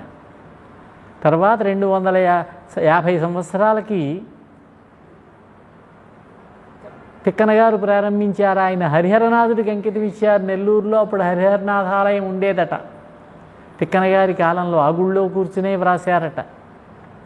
తర్వాత వరదలు వస్తే పెన్నా నదికి ఆ విగ్రహం వెళ్ళిపోతే అప్పటికి రామానుజాచార్యుల వారు వైష్ణవ మతము కొంచెం బాగా ఉద్ధృతిలో ప్రచారంలో ఉండడంతో రంగనాథాలయాన్ని నిర్మించారు. ఇప్పుడు ఉన్నటువంటిది రంగనాథాలయం అన్నారు పెన్నా నదీ తీరంలో. ఆయన ఎందుకు పుట్టుకోలేదు ఈ పర్వాన్ని? అరణ్య పర్వంలో సగభాగాన్ని విడిచిపెట్టారు ఆయన. ఎందుకంటే అది నరాంకితం, ఈయన ఇస్తున్నది నారాయణాంకితం. ఒక కారణం. అరణ్య పర్వంలో కథ పట్టుకుని ఈయన మనస్తత్వానికి సరిపడనటువంటి గ్రంథం రాసే కంటే విరాట పర్వంతో పట్టుకున్నట్టయితే భారతంలో ఏ పర్వంతో మొదలు పెట్టుకున్నా మనకి పర్వాలేదు, పూర్వకథ ఒక వాక్యంలో చెప్పుకుని ముందుకు వెళ్ళిపోతాం. కాబట్టి విరాట పర్వం ప్రారంభిద్దామని ప్రారంభించారు. 15 పర్వాలు రాశారు. 15 పర్వాలు రాసినవాడు అరణ్య పర్వం ముక్క రాయలేడా? సగభాగాన్ని కావాలనే విడిచిపెట్టారు. ఎందుకంటే అది హరిహరనాథుడికి అంకితం ఇవ్వలేరు కనుక. తర్వాత ఎర్రన గారు పూరించారు. అందుకే భారతం చెప్పేటప్పుడు వరుసగా చెప్పొద్దంటారు. ఉన్నట్టుండి అరణ్య పర్వంలోకి వెళ్ళిపోతూ ఉంటాం. అలాగే ఇంకో చోటకి వెళ్ళిపోయి అనుశాసనిక పర్వంలో అంటూ ఉంటాం. కొంచెం వరుస క్రమంలో ముందు వెనక చూసుకుంటూ చెబితే బాగుంటుందని. ఇందాక కూడా ఆదిపర్వం 2-3 సార్లు ప్రస్తావనకు వచ్చింది మనకి విరాట పర్వం ప్రారంభిస్తున్నా కూడా. నాకైతే ఆ భయం లేదు, కానీ ఆదిపర్వంతో మొదలుపెట్టినా నా ఆరోగ్యానికి ఏమీ ఢోకా లేదు, కానీ ఒక సాంప్రదాయం ఉన్నది కాబట్టి విరాట పర్వంతో ప్రారంభించి ముందుకు సాగితే వచ్చే నెలలో ఆదిపర్వం చూసే ప్రయత్నం చేద్దాం. మీరందరూ కూడా అంగీకరించవలసిందిగా కోరుతూ నిన్న చెప్పిన చోట విరాట పర్వమే పూర్తి చేశాను 4 రోజుల్లో. ఈ 1,00,000 శ్లోకములు కూడా వ్యాస మహర్షే రాశారనుకున్నాం. 24 సాహస్రీం చక్రే భారత సంహితాం ఉపాఖ్యానై వినా తావత్ భారతం ప్రోచ్యతే బుధైః. ఉపాఖ్యానాలు లేకుండా భారత సంహిత 24,000 శ్లోకాలుగా పండితులు చెబుతారు. మన సౌకర్యం కోసం పండితులు విడగొట్టుకుని చెప్పేది అది.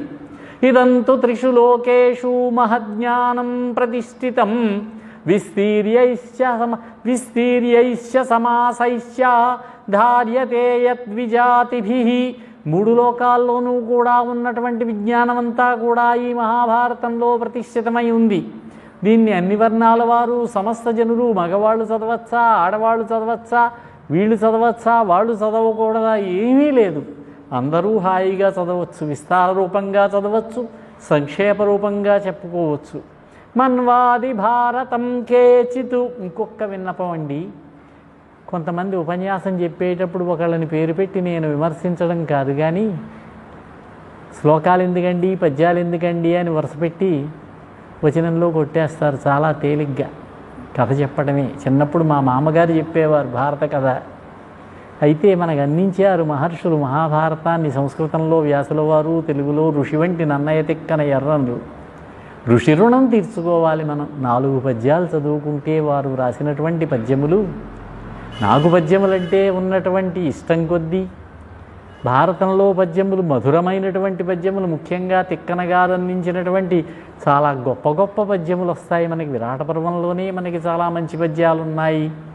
ఆ పద్యములను, శ్లోకములను అర్థం కాకపోయినా తాత్పర్యం కూడా ఉంటుంది కాబట్టి చూసుకుంటూ వెళ్ళే ప్రయత్నం చేద్దామని మనవి చేసుకుంటూ, మన్వాది భారతం కేచితు ఆస్తికాది తథా పరే తథా ఉపరిచరాదన్యే విప్రాహ సమ్యగధీయతే. కొంతమంది భారతాన్ని మనువు దగ్గర మొదలుపెట్టి చెబుతారు చదివేవారు. ఇంకొంతమంది ఆస్తికుడు కథ దగ్గర మొదలుపెట్టి చెప్పేవారు. ఇంకొంతమంది ఉపరచర వసువు, ఇంకొంచెం ముందుకెళ్ళి మొదటి నుంచి వస్తుంది ఉపరచర వసువు, అక్కడి నుంచి చెప్పేవారు. ఎవరి సౌకర్యం వారిది అంతే తప్ప దీన్ని పట్టుకుని, ఈ శ్లోకాన్ని పట్టుకుని ఒక ఆయన మనువు దగ్గర మొదలుపెట్టి రాశాడు, ఇంకో ఆయన ఉపరచర వసువు నుంచి కలిపాడని చెప్పి చెప్పకూడదు. మొత్తం అంతా రాసింది భారతం అంతా వ్యాసుల వారి. ఆ విశ్వాసం మనకు ఉండాలి. ఇదం 100 హి శ్లోకానాం పుణ్యకర్మణాం సత్యవత్యాత్మజేనేహ వ్యాఖ్యాతమహితౌజసః. పుణ్యకర్ములైనటువంటి పాండవుల కథని తేజస్సంపన్నుడైనటువంటి సత్యవతీతనుడైనటువంటి వ్యాసుడు 1,00,000 శ్లోకాలలో వివరించాడు. ఈ శ్లోకం చాలదండి, వ్యాసుల వారి శ్లోకం ఇది. అయితే తర్వాత ఎవరో రాశారంటే ఆ సత్యం తెలిసే వ్రాసి ఉంటారు కదా. జయో నామ ఇతిహాసోయం శ్రోతవ్యో విజగీషుణా. విజయాన్ని కోరుకునేటటువంటి వాళ్ళు, ముఖ్యంగా క్షత్రియులు, తప్పనిసరిగా జయము అనే పేరున్నటువంటి ఈ మహాభారతాన్ని చదవాలి. భరతవంశీయుల యొక్క ఉత్తమ జన్మ వృత్తాంతం చెప్పబడింది ఇది కాబట్టి భారతం అన్నారు. భరతవంశీయుల వృత్తాంతం చెప్పడం వల్ల భారతం అని పేరు వచ్చింది. త్రిభిర్వర్షైః ఇదం పూర్ణం కృష్ణద్వైపాయన ప్రభు అఖిలం భారతం చేదం చకార భగవన్ముని. కృష్ణద్వైపాయన ప్రభువు ఆయన వ్యాసుల వారు, వేదవ్యాసుల వారికే కృష్ణద్వైపాయనుడి ద్వీపంలో పుట్టాడు ఆయన. కృష్ణుడని పేరు ఆయనకి. కృష్ణవర్ణంలో ఉంటాడు. 4 ఉన్నారు మనకి భారతంలో ఈ కృష్ణవర్ణంలో ఉన్నవాళ్ళు. ఒక ఆయన కృష్ణద్వైపాయనుడు, 2వ ఆయన వసుదేవ కృష్ణుడు, 3వ ఆయన అర్జునుడు, 4 ద్రౌపది. ఈ 4 కూడా నీలమేఘశ్యాములు. మేఘం కారుమబ్బు, వర్షాకాలంలో శ్రావణ మాసంలో నల్లటి మబ్బు పడితే ఎలా ఉంటుందో ఆ రంగులో ఉంటారు వాళ్ళు. ఈ 4 విశిష్టమైనటువంటి వర్ణం ఇది. అందరికీ ఉండే వర్ణం కాదు. మన తెలుగులో ఈ నీలమేఘశ్యాముడు అనేటటువంటిది, రాముడు కూడా నీలమేఘశ్యాముడే. ఈ వర్ణానికి తెలుగులో సరి అయినటువంటి పదం దొరక్క పోతన్న గారు నల్లని వాడు పద్మనయనంబులవాడు అన్నారు. మనమంతా కృష్ణుడు నల్లవాడు అంటాం, నీలమేఘశ్యాముడు ఆయన. ఈ భారతాన్ని మహాముని అయినటువంటి ఋషి అయినటువంటి ఆ వ్యాసుల వారు 3 సంవత్సర కాలంలో నిర్మించారు. జయము అని పేరున్నటువంటి ఈ మహాభారతాన్ని భక్తితోటి ఎల్లవేళా వినేటటువంటి వారికి అవకాశం ఉన్నప్పుడల్లా రోజుకు ఒక పేజీ అయినా చదవాలి, ఒక శ్లోకమైనా చదవాలి, అర్ధ శ్లోకమైనా చదవాలి. అంతేనే కానీ నిర్భారతుడు మాత్రం కావద్దన్నారు. శ్రీ, కీర్తి, విద్య ఇవన్నీ కూడా ఎల్లవేళలా మనకు కలుగుతూ ఉంటాయిట. జయో నామ ఇతిహాసోయం శ్రోతవ్యో మోక్షమిచ్యత బ్రహ్మణేన చ రాజ్ఞా చ గర్భిణ్యా చైవయోషిత. మోక్షమును కోరుకునేటటువంటి వాళ్ళు బ్రాహ్మణ కానీ రాజు కానీ ఎవరైనా కానీ గర్భిణీ స్త్రీ కానీ ఈ జయమనేటటువంటి ఇతిహాసాన్ని వినాలి.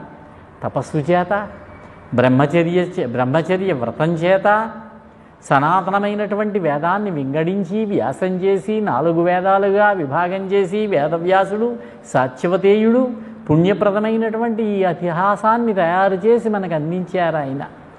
కార్ష్ణం వేదమిమం విద్వాన్ శ్రావయిత్వర్థమశ్నుతే.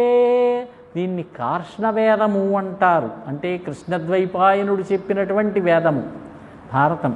ఈ భారతంలో శ్రీకృష్ణ పరమాత్మ యొక్క వృత్తాంతమంతా కూడా వివరించబడింది కాబట్టి, కృష్ణుడికి సంబంధించినటువంటి వేదం కాబట్టి కార్ష్ణ వేదము అనే పేరు కూడా వచ్చిందన్నారు ఆయన.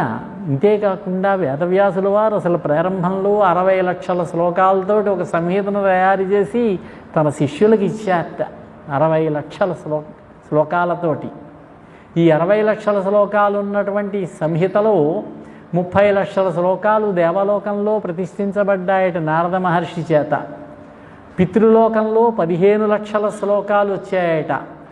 అసిత దేవలుడు అని ఒక ఋషి పితృలోకంలో అందించాడు. దేవలుడు ఆయన పేరు. అసితుడు అంటే తెల్లనివాడు కాదు, నల్లగా ఉంటాడు కాబట్టి అసిత దేవలుడు అని పేరు వచ్చింది. చాలామంది దేవల మహర్షులు ఉండుంటారు. ఆయన పితృలోకంలో 15 లక్షల శ్లోకాలు, గంధర్వలోకంలో 14 లక్షల శ్లోకాలు సుఖమహర్షి అందించాడు వాళ్ళకి, గంధర్వులకి. ఇక 1 లక్ష శ్లోకాలు మిగిలే. అది మన భూలోకంలో వైశంపాయన మహర్షి వల్ల జనమేజయ మహారాజు గారికి చెప్పబడింది. ఈ విధంగా భారతం లోకంలోకి వచ్చింది. పరం ధీనం భారతం భగవతా వ్యాసేన ప్రోక్తం పావనం మే బ్రాహ్మణాదయో వర్ణా శ్రద్ధదానా అమత్సరా మైత్రా వేద సంపన్నా శ్రోష్యంతి తే అపి స్వర్గజిత సుకృతినో అశోభ్యా కృతకృతే భవంతి. పూజ్యుడైనటువంటి వేదవ్యాస మహర్షి చెప్పినటువంటి ఈ మహాభారతం చాలా గొప్పది, పవిత్రమైనటువంటిది. చాతుర్వర్ణాల వారు కూడా మత్సరం లేనటువంటి వారై, స్నేహశీలురై, ధర్మబద్ధమైనటువంటి మనస్సును కలిగి ఉండి వేద సంపన్నులై ఈ భారతాన్ని వినాలి. విన్నట్టయితే వాళ్ళు స్వర్గాన్ని జయించిన వాళ్ళు అవుతారట. వాళ్ళు పుణ్యాత్ములు అవుతారు. కృతాకృతాలలో దుఃఖం లేని వారు అవుతారు. ఇది మహాభారతం చదివడం వల్ల కలిగేటటువంటి ఫలశ్రుతి అన్నారు. ఇతిహాస పురాణానం వేదం సముపబృంహయేత్. ఇతిహాస పురాణాలతోటి వేదానికి పరిపుష్టి చేకూర్చాలి. మనకెందుకండి వేదం అని పక్కకు పెట్టకుండా ఆ వేదార్థాన్ని మనకు అందజేసేటటువంటి మహాభారతం మొదలైనటువంటి ఇతిహాసాలను కనుక మనం బాగా చదివినట్లయితే, శ్రద్ధగా విన్నట్లయితే వేదానికి పరిపుష్టి జరుగుతుంది. మహాభారతంలో మనకు కనిపించే ధర్మాలన్నీ కూడా వేదంలో ఉన్నవే. పురా కిల సురై సర్వై సమేత్య తులయా ధృతం చతుర్భ్యః స రహస్యేభ్యః వేదేభ్యో హ్యధికం యదా. పూర్వం ఒకసారి దేవతలంతా ఏం చేశారంటే 4 వేదాలని కూడా వేదాంగాలతో సహా మొత్తం అంతా కూడా తక్కిట్లో పక్కన పెట్టారట. త్రాసులో ఒకవైపున మహాభారత గ్రంథాన్ని రెండో వైపున పెట్టారట. మహాభారత గ్రంథమే బరువుగా తూగిందట. 4 వేదాల కంటే కూడా భారతమే బరువుగా తూగిందట. మహత్వే చ గురుత్వే చ ధ్రియాణం యతోధికం తదా ప్రభృతి లోకేస్మిన్ మహాభారతముచ్యతే. అప్పటి నుంచి కూడా ఇది మహాభారతము అని పిలువబడింది. భారంలో అధికమవడం వల్ల, విలువలోనూ బరువులోనూ అధికమవడం వల్ల మహాభారతము అన్నారు. మహత్వాత్ భారవత్వాచ్చ మహాభారతముచ్యతే. నిరుక్తమస్య యో వేద సర్వపాపై ప్రముచ్యతే. మహత్వం వల్ల, బరువు వల్ల మహాభారతం అన్నారు. దీని అర్థాన్ని తెలుసుకున్నటువంటి వాడు సర్వపాపాల నుంచి కూడా విముక్తుడవుతాడట. ఈ విధంగా మహాభారతం యొక్క గొప్పతనాన్ని చెబుతున్నారు. ధర్మం, అర్థం, కామం, మోక్షం ఈ 4 పురుషార్థాలతోటి విస్తారంగానూ సంక్షిప్తంగానూ చెప్పబడినటువంటి ఈ మహాభారతం ఇక్కడే చెప్పారు. విస్తారంగా అంటే 1,00,000 శ్లోకాలతో, సంక్షిప్తంగా అంటే 24,000 శ్లోకాలతో చెప్పబడినటువంటి ఈ మహాభారతం అనేటటువంటి సూర్యుడి యొక్క కిరణాల చేత లోకాల్లో ఉండే చీకట్లన్నీ కూడా నశించిపోతాయన్నారు. అర్థశాస్త్రమిదం ప్రోక్తం ధర్మశాస్త్రమిదం మహదు కామశాస్త్రమిదం ప్రోక్తం వ్యాసేన అమిత బుద్ధినా. అమితమైనటువంటి బుద్ధి వైభవం కలిగినటువంటి వ్యాస మహర్షి ఈ మహాభారతాన్ని అర్థశాస్త్రంగా, ధర్మశాస్త్రంగా, కామశాస్త్రంగా మనకు అందించారు. అపారమైనటువంటి మేధా సంపత్తి కలిగినటువంటి వ్యాసుల వారు గొప్ప ధర్మశాస్త్రాన్ని, అర్థశాస్త్రాన్ని, ఉత్తమమైనటువంటి మోక్షశాస్త్రాన్ని ఈ రూపంగా చెప్పారు, మనకు అందించారు. ఇదే శ్లోకాల దగ్గర ఒక పద్యం రాశారు. నన్నయ్య గారు రాసిన పద్యం ఇది. ధర్మతత్వజ్ఞులు ధర్మశాస్త్రం బని. ధర్మతత్వజ్ఞులైనటువంటి వాళ్ళు, ధర్మాన్ని గురించి చదువుకుంటూ ఉండేటటువంటి వాళ్ళు ధర్మశాస్త్రం అన్నారు ఈ మహాభారతాన్ని. అధ్యాత్మ విధులు వేదాంతమనియు. అధ్యాత్మ విధులు ఉంటారు, వేదాంతం గురించి మాట్లాడేవాళ్ళు. జీవాత్మ, పరమాత్మ, వాళ్ళ సంబంధం, వీటి గురించి చర్చించేటటువంటి వాళ్ళు. ఇది మహావేదాంత గ్రంథం అండి అన్నారు. ఎవరికి ఏది కావాలంటే అది తీసుకున్నారు. ఈ భారతం నుంచి అందరికీ, సమస్త జనులకు కావలసినటువంటి సమస్త విషయాలు కూడా ఈ భారతంలో ఉన్నాయి. నీతి విచక్షణుల్ నీతి శాస్త్రం అని. నీతి యందు నేర్పగలిగినటువంటి వాళ్ళు నీతి శాస్త్ర గ్రంథం అండి అన్నారు. కవి వృషభులు మహాకావ్యమనియు. ఇంకా కవులున్నారు, ఇది చాలా మహాకావ్యం అండి, గొప్ప కావ్యం అన్నారు. లక్షణికులు సర్వలక్ష్య సంగ్రహమని. రసము, ధ్వని, వాక్యము, కావ్యము, అలంకారాలు మొదలైనటువంటి వాటి లక్షణాల గురించి చర్చించే వాళ్ళు ఉంటారు, లాక్షణికవేత్తలు. వాళ్ళు దీన్ని లక్షణ శాస్త్ర గ్రంథం అన్నారు.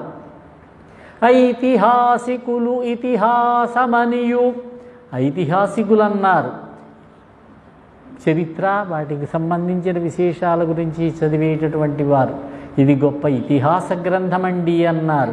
పరమ పౌరాణికుల్ బహుపురాణ సముచ్చయమని. ఇంకా పురాణాలు చదివేటటువంటి పౌరాణికవేత్తలు ఏమంటారంటే అన్ని పురాణాల యొక్క సారము ఇది సముచ్చయం అన్నారు. అన్ని పురాణాల యొక్క సారము కూడా ఇందులోనే ఉన్నదన్నారు.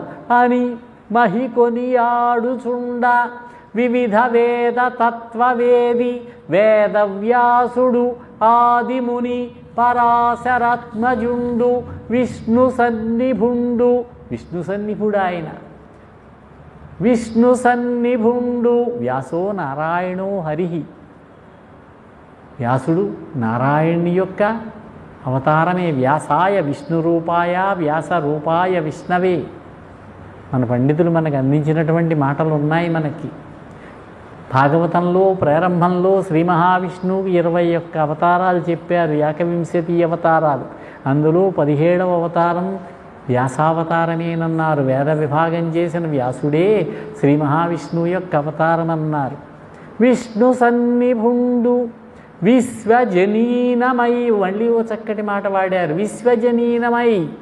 ఒక వర్గానికి కానీ, ఒక సమూహానికి కానీ, పండితులు మాత్రమే కానీ కాకుండా సమస్త జనులకు, లోకంలో ఉన్నటువంటి సమస్త ప్రజలకి కూడా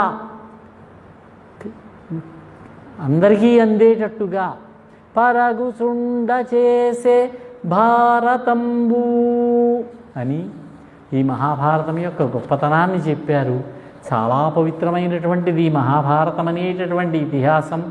ధర్మార్థాలు పూర్తిగా ఉపదేశించబడ్డాయి. మోక్షం అనేటటువంటి బుద్ధి ఉపదేశించబడింది. సకల వేదార్థ ప్రకాశకమన్నారు. భారత వ్యపదేశేన హ్యామ్యాయార్థం ప్రకాశిత. ఈ భారతం సమస్త వేదములలో ఉన్నటువంటి అర్థాన్ని కూడా మనకి అందజేసేదన్నారు. ఈ విధంగా మహాభారతం యొక్క విశేషాన్ని చెప్పారు. అలాగే చెప్పుకున్నాం, దేవబోధుడు అనే ఆయన ముందు జ్ఞానదీపిక అనే టీక వ్రాశారు. మహారాష్ట్ర పండితుడు ఈయన 13వ శతాబ్దంలో.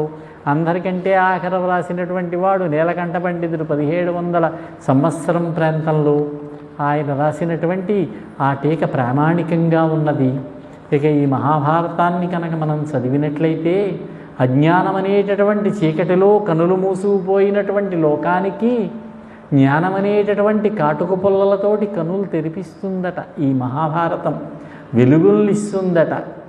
అజ్ఞానం అనేటటువంటి ఆవరణాన్ని పోగొట్టేటటువంటి గొప్ప ఇతిహాసమన్నారు ఈ మహాభారతాన్ని. లోకమనేటటువంటి గర్భాలయాన్ని సంపూర్ణంగా ప్రకాశింపజేస్తుంది. లోకగర్భం అంటే లోకుల యొక్క అంతర్హృదయం. గర్భాలయానికి కావలసినటువంటి వెలుగునిస్తుందన్నారు. భారతంలో ఒక పాదం చదివినా భారతాధ్యయనం పుణ్యం అపిపాదమధీయతః శ్రద్ధధానస్య పూయంతే సర్వపాపాన్యశేషతః. ఈ భారతంలో ఒక అర్ధపాదం చదివినా సరే, ఒక వాక్యం చదివినా సరే పుణ్యప్రదమన్నారు. శ్రద్ధగా చదివినటువంటి వారి యొక్క పాపాలన్నీ కూడా పోగొడుతుందట. ఈ మహాభారతంలో ఉన్నటువంటి 4-3 శ్లోకాలని యస్యైదం ప్రశ్రావయే శ్రద్ధే బ్రహ్మణం పాదమంతతః అక్షయ్యమన్నపానం వై పితృం తస్యోపతిష్టతే. శ్రాద్ధ సమయంలో పెద్దలకు శ్రాద్ధం పెట్టేటప్పుడు, బ్రాహ్మణులు భోజనం చేసేటప్పుడు 4-3 శ్లోకాలు చదివినా చాలన్నారు.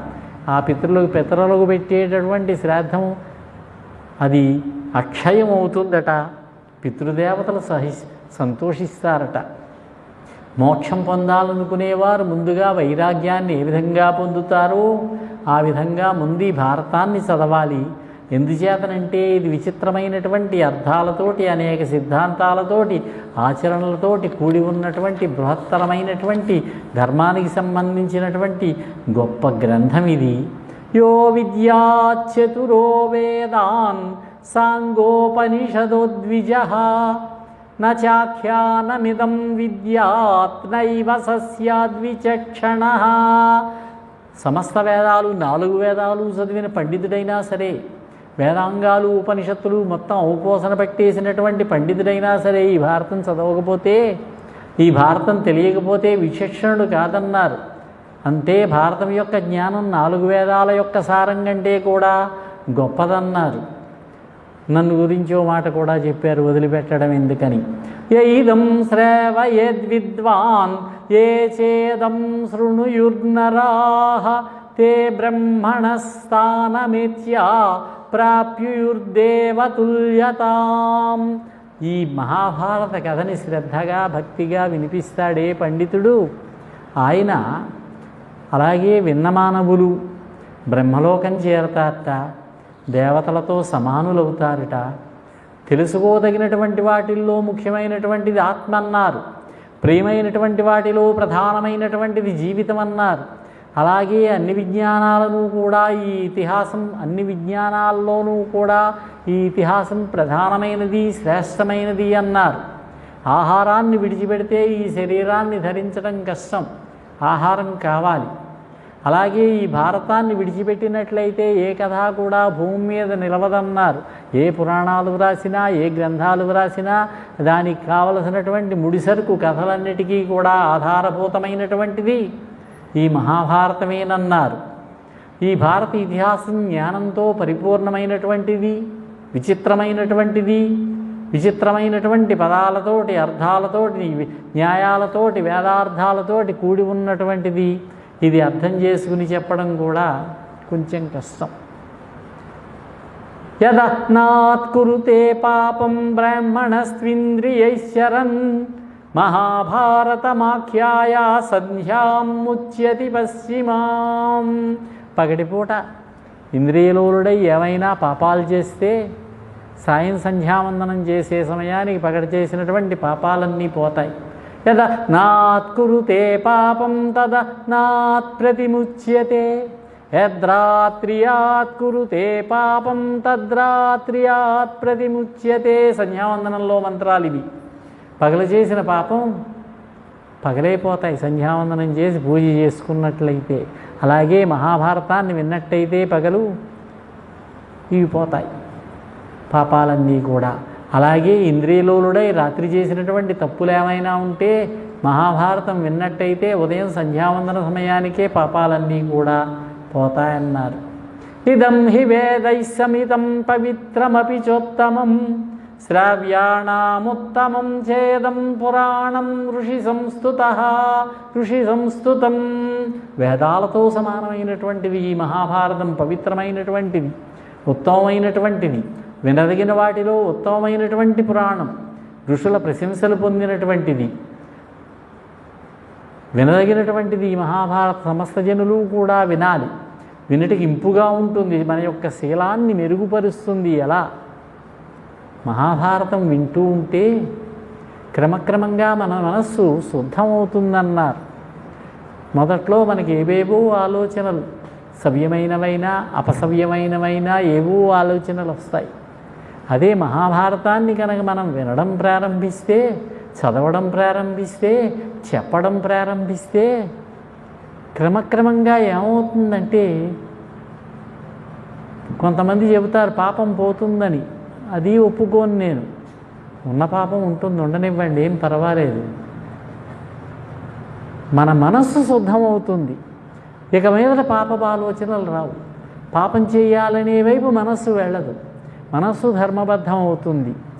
ఆలోచిస్తాం, ఒక పని చేసేటప్పుడు ఇది ధర్మబద్ధమైనదా కాదా, మనం ఈ పని చేద్దామా వద్దా. ఆ విధంగా మనస్సు స్వచ్ఛమవుతుంది, శుభ్రమవుతుంది. మన జీవితం వంకర టెంకరగా ఇంతకాలము నడిచినది కూడా ఒక సరళ రేఖలో నడవడం మొదలు పెడుతుంది. అదే భగవంతుడి వైపు మనస్సు తిప్పుకున్నాం అనుకోండి, మోక్షం వైపు మనస్సు తిప్పుకున్నాం అనుకోండి, వైరాగ్యం వైపు మనస్సు తిప్పుకున్నాం అనుకోండి, ఇదొక వ్యసనం, అలాగే అలవాటైపోతుంది. రోజు సాయంకాలం అయ్యేసరికి టీవీ పెట్టడం అలవాటైపోయిన వాడు కూడా ఆపేసి భగవంతుడి గురించి ఆలోచించడం మొదలు పెడతాడని నా విశ్వాసం, నా నమ్మకం. ఈ మహాభారతం ధనమును, ఆయుష్ను, కీర్తిని ఇస్తుందట మనకి. కాబట్టి సంయమనశీలురంతా కూడా ఈ మహాభారతాన్ని పఠించాలన్నారు. కృష్ణద్వైపాయన మహాముని చెప్పినటువంటి ఈ మహాభారత సంహితను మంచి స్వభావం కలవారికి, దానశీలులకు, సత్యశీలులకు, ఆస్తికులకు వినిపిస్తే, ఆస్తికులకి ఎందుకన్నారు? భగవంతుడి యందు నమ్మకం లేకపోతే ఇలా కూర్చోగలమా, వినగలమా? 10 నిమిషాలు కూర్చోలేము. అటువంటి ఆస్తికులకు, దానశీలులకు, సత్యశీలులకు వినిపించినటువంటి వాడు ఉంటాడే, ఆయన అభీష్టాన్ని పొందుతాట, అర్థాన్ని పొందుతాట. ఏమీ లేదు, చెప్పిన ఆయనకి 10 రూపాయలు ఇస్తారని. నాకు కాసుమా శ్లోకం వాప్యనుగృహ్ణీత తదర్థశ్లోకమేవ వా అపి పాదం పఠేన్నిత్యం నచ నిర్భారతో భవేది. ఈ మాట అనుకున్నాం. శ్లోకం కానీ, అర్ధశ్లోకం కానీ, చివరకు ఒక్క పాదం కానీ నిత్యం చదువుతూ ఉండాలి భారతాన్ని. అంతేగాని నిర్భారతుడు మాత్రం కాకూడదు, భారతం చదవని వాడు మాత్రం కాకూడదు. మంచి నడవడి కలిగినటువంటి మానవుడు అద్భుతమైనటువంటి ఈ మహాభారతాన్ని విన్నా, వినిపించినా రాజసూయ యాగం చేసిన ఫలితం, అశ్వమేధ యాగం చేసిన ఫలితం పొందుతారు. యథా, ఇంకో శ్లోకం చెప్పారు, యథా సముద్రో భగవాన్ యథా మేరుర్మహాగిరి ఉభౌ ఖ్యాతౌ రత్ననిధి తథా భారతముచ్యతే. మనకి రెండింటిని రత్ననిధి అంటారు, సముద్రాన్ని రత్ననిధి అంటారు. సముద్రంలో రత్నాలు దొరుకుతాయిట. ఏమో మనం వల వేసి పెడితే నత్తగుల్లలు, ఆలుచిప్పలు వస్తాయి, కానీ రత్నాలు ఎక్కడా దొరకవు, మరి సముద్రంలో మరి ఎక్కడుంటాయో. అలాగే మేరు పర్వతాన్ని రత్ననిధి అంటారట, అది ఎక్కడున్నదో మనకు తెలియదు. అలాగే మహాభారతాన్ని కూడా రత్ననిధి అన్నారు. అనేకములైనటువంటి రత్నములు ఉన్నాయి ఈ మహాభారతంలో. రత్నప్రాయమైనటువంటి సూక్తులు ఉన్నాయి, ధర్మాలు ఉన్నాయి. వాటిని మనం పట్టుకోగలగాలి. ఇంకొక మాట చెప్పారు, మీరందరూ వినేసి వదిలేసేదానికే ఇది. మహాభారతాన్ని ఎవరికైనా దానం చేసినట్లయితే, మంచి రోజు చూసి మంచి బ్రాహ్మణ్ణి చూసి మహాభారత గ్రంథాన్ని ఇచ్చినట్టయితే సముద్రమేఖల పర్యంతమైనటువంటి ఈ భూమండలాన్నంతా దానం చేసినటువంటి ఫలితం వస్తుందట. 4 సముద్రముల మధ్యలో ఉన్నటువంటి మొత్తం భూదానం చేసినటువంటి ఫలితం వస్తుందని ఫలితం చెప్పారు. వినడం వరకే సుమాది. ఈ ఇతిహాసాన్ని విన్నటువంటి మానవుడు మనోవాక్కాయాల చేత చేసినటువంటి పాపం నుంచి వెంటనే విముక్తుడవుతాడట. మనస్సు చేత, శరీరం చేత, మాట చేత చేసే పాపాలన్నీ కూడా పోతాయన్నారు. ధన్యం యశస్యమాయుష్యం పుణ్యం స్వర్గం తథైవ చ కృష్ణద్వైపాయనేనేదం కృతం పుణ్యచికీర్షుణా. పవిత్రమైనటువంటి పని చేయగోరి కృష్ణద్వైపాయన మహర్షి యశస్సు, ఆయువు, పుణ్యము, స్వర్గము ఇవ్వగలిగినటువంటి ఈ మహాభారతాన్ని మనకు అందించారు. ఈ శ్లోకాలన్నీ కూడా మహాభారతం ఆదిపర్వం ప్రారంభంలో చెప్పబడినటువంటి శ్లోకాలే. మహాభారతం యొక్క ఫలితాన్ని, మహాభారతం వినడం వల్ల, చదవడం వల్ల, చెప్పడం వల్ల వచ్చేటటువంటి ఫలితాన్ని ముందే మనకి చెప్పి రేపటి నుంచి వినండి మహాభారతం అన్నారు వ్యాసుల వారు. ఇంద్రియములతో కానీ, మనస్సుతో కానీ, తెలిసి కానీ, తెలియక కానీ ఏ రోజు చేసిన పాపం ఆ రోజే మహాభారత శ్రవణంతో పోతుందన్నారు. సత్యవాది అయినటువంటి కృష్ణద్వైపాయనముని నిర్మించినటువంటి ఈ ఇతిహాసాన్ని, ఇతిహాసమనే పేరు కలిగినటువంటి ఈ మహాభారత గ్రంథము మిక్కిలి పుణ్యమైనటువంటిది, ఉత్తమమైనటువంటిది, పవిత్రమైనటువంటిది.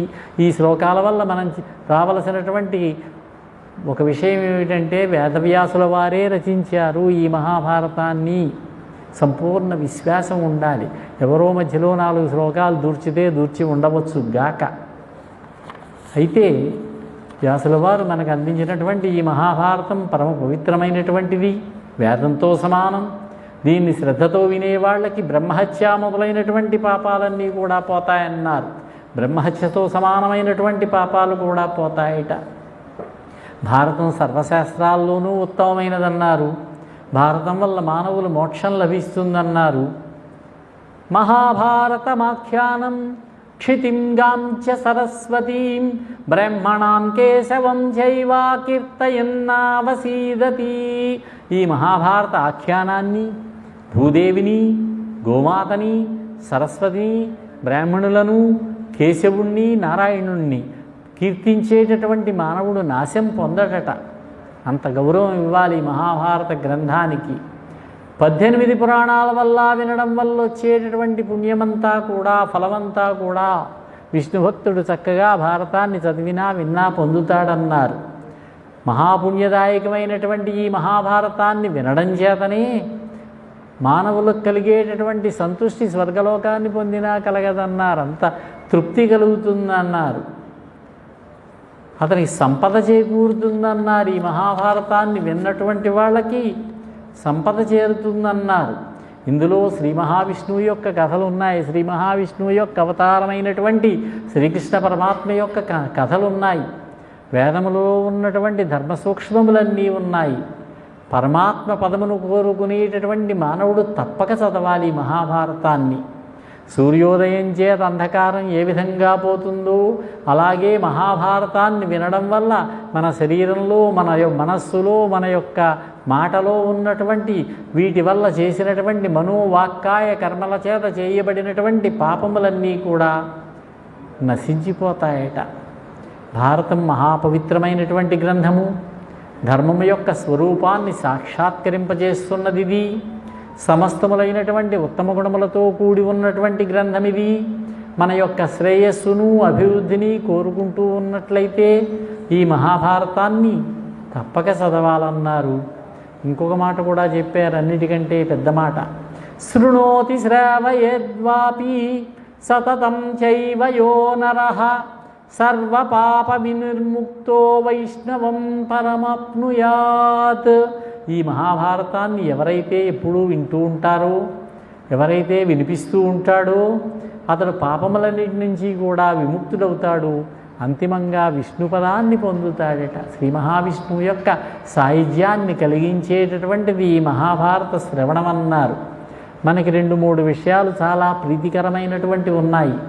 ఆదిత్యస్యోదయం తాత తాంబూలం భారతీ కథా ఇష్టా భార్యాసు మిత్రంచ అపూర్వాణి దినే దినే.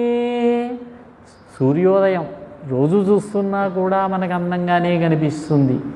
అలాగే తాంబూలం, భోజనం చేసిన తర్వాత చక్కగా తాంబూలం వేసుకుంటే రోజు వేసుకున్నా కొత్తగానే ఉంటుంది. అలాగే మహాభారత కథ, అలాగే మనకి బాగా ఇష్టమైనటువంటి ధర్మపత్ని, అలాగే సన్మిత్రుడు, చక్కటి మిత్రుడు, మనకి ఉపకారం చేసేటటువంటి మిత్రుడు, వీళ్ళంతా కూడా ప్రతిదినము కూడా మనకి నూతనంగా కనపడతారన్నారు. ఈ విధంగా మహాభారతానికి సంబంధించినటువంటి విశేషాలని, ఫలితాన్ని చెప్పారు. ధర్మానికి ఏదైనా వేదాలకి, స్మృతులకు, శృతులకు ఎక్కడైనా ఒక చోట వివాదం ఏర్పడినట్లయితే వేదములకు, అఖిల స్మృతివాదములకు, బహుపురాణ వర్గంబులకు వాదైన చోటులను, పురాణములకు, వేదములకు, ఉపనిషత్తులకు, ఇతిహాసములకు ఒక చోట ఒక మాట చెప్పారు, ఇంకో చోట ఇంకో మాట చెప్పారు. ఏదో తేడాగా ఉన్నదని మనకి వివాదం ఏర్పడినట్లయితే అటువంటి సందర్భంలో తాము ఊదలా మహాభారతం నిర్ణాయకమైనటువంటిదట. సందేహ నివృత్తి చేస్తుందట. పురుషార్థ నిర్ణాయక ప్రమాణ గ్రంథమన్నారు. తామూదల ధర్మార్థ కామ మోక్ష స్థితికి. ఇంకా చెబుతున్నారు మహాభారతం యొక్క విశేషాలు.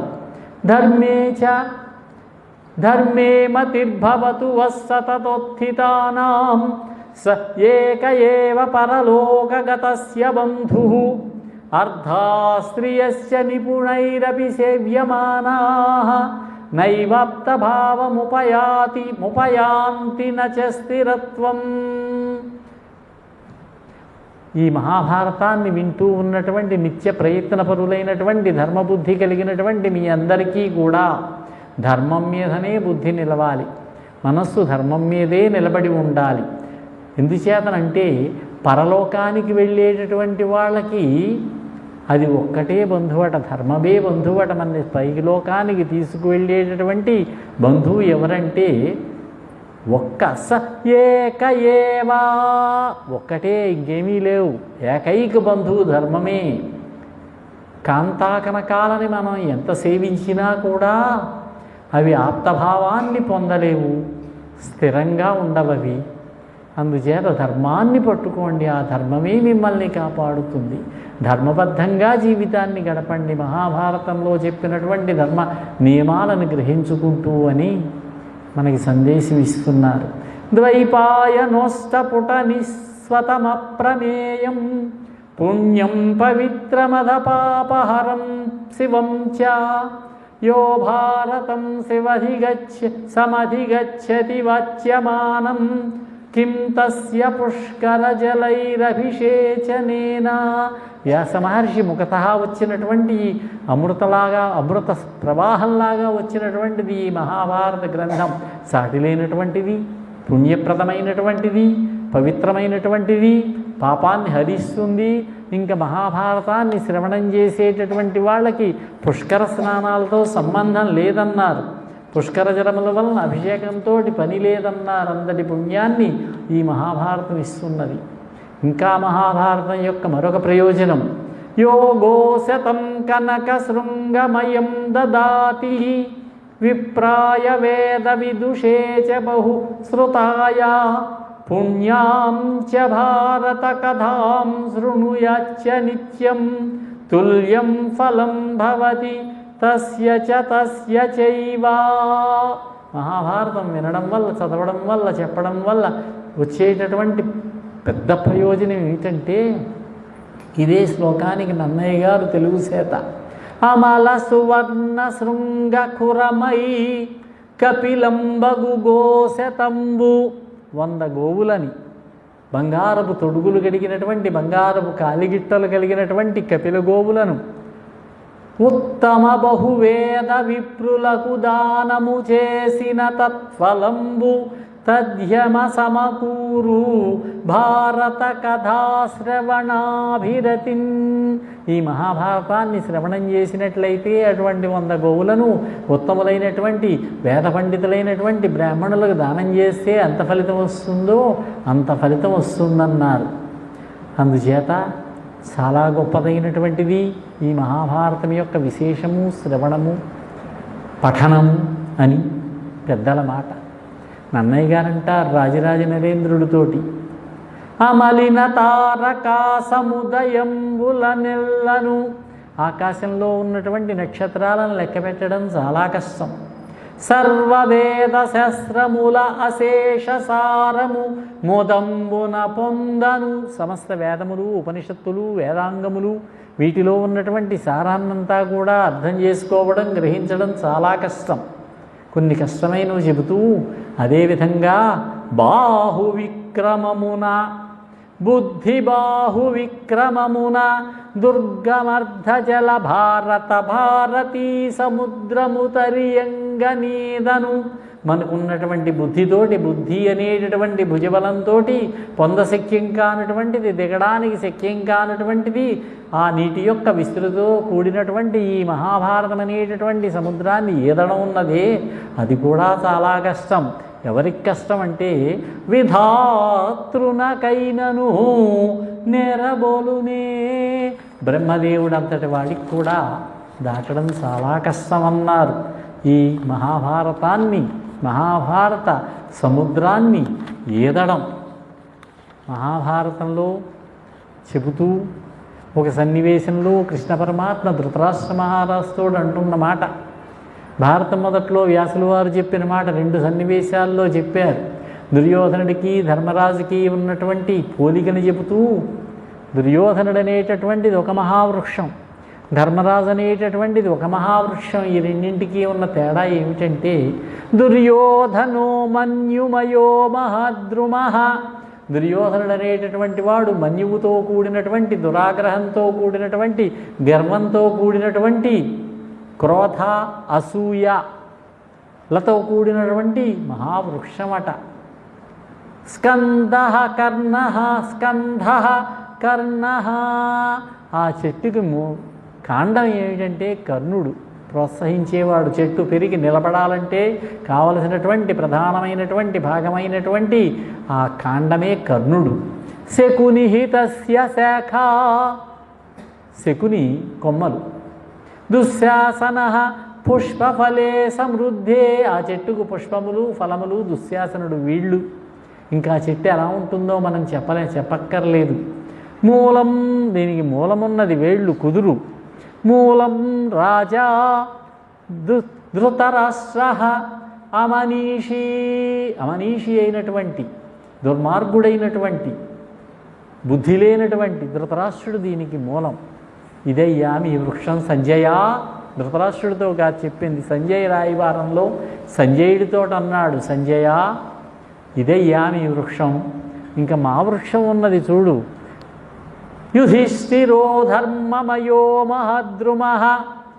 యుధిష్ఠిరుడు అనేటువంటి ఆయన ధర్మమయమైనటువంటి మహావృక్షం. స్కంధ అర్జున. దీనికి కాండం ఎవరంటే అర్జునుడు. భీమసేన తస్య శాఖ. దీనికి కొమ్మలు, ఈ వృక్షానికి ఉన్న కొమ్మలు భీమసేనుడు. మాద్రీసుతౌ పుష్పఫలౌ సమృద్ధే. మాద్రీసుదులైనటువంటి నకుల సహదేవులు పూలు, పళ్ళు. ఇంకా మూలం ఎవరు? మూలం తు అహం. మూలం నేను, కృష్ణ పరమాత్మ. భారతం కృష్ణ పరమాత్మ స్వరూపమే.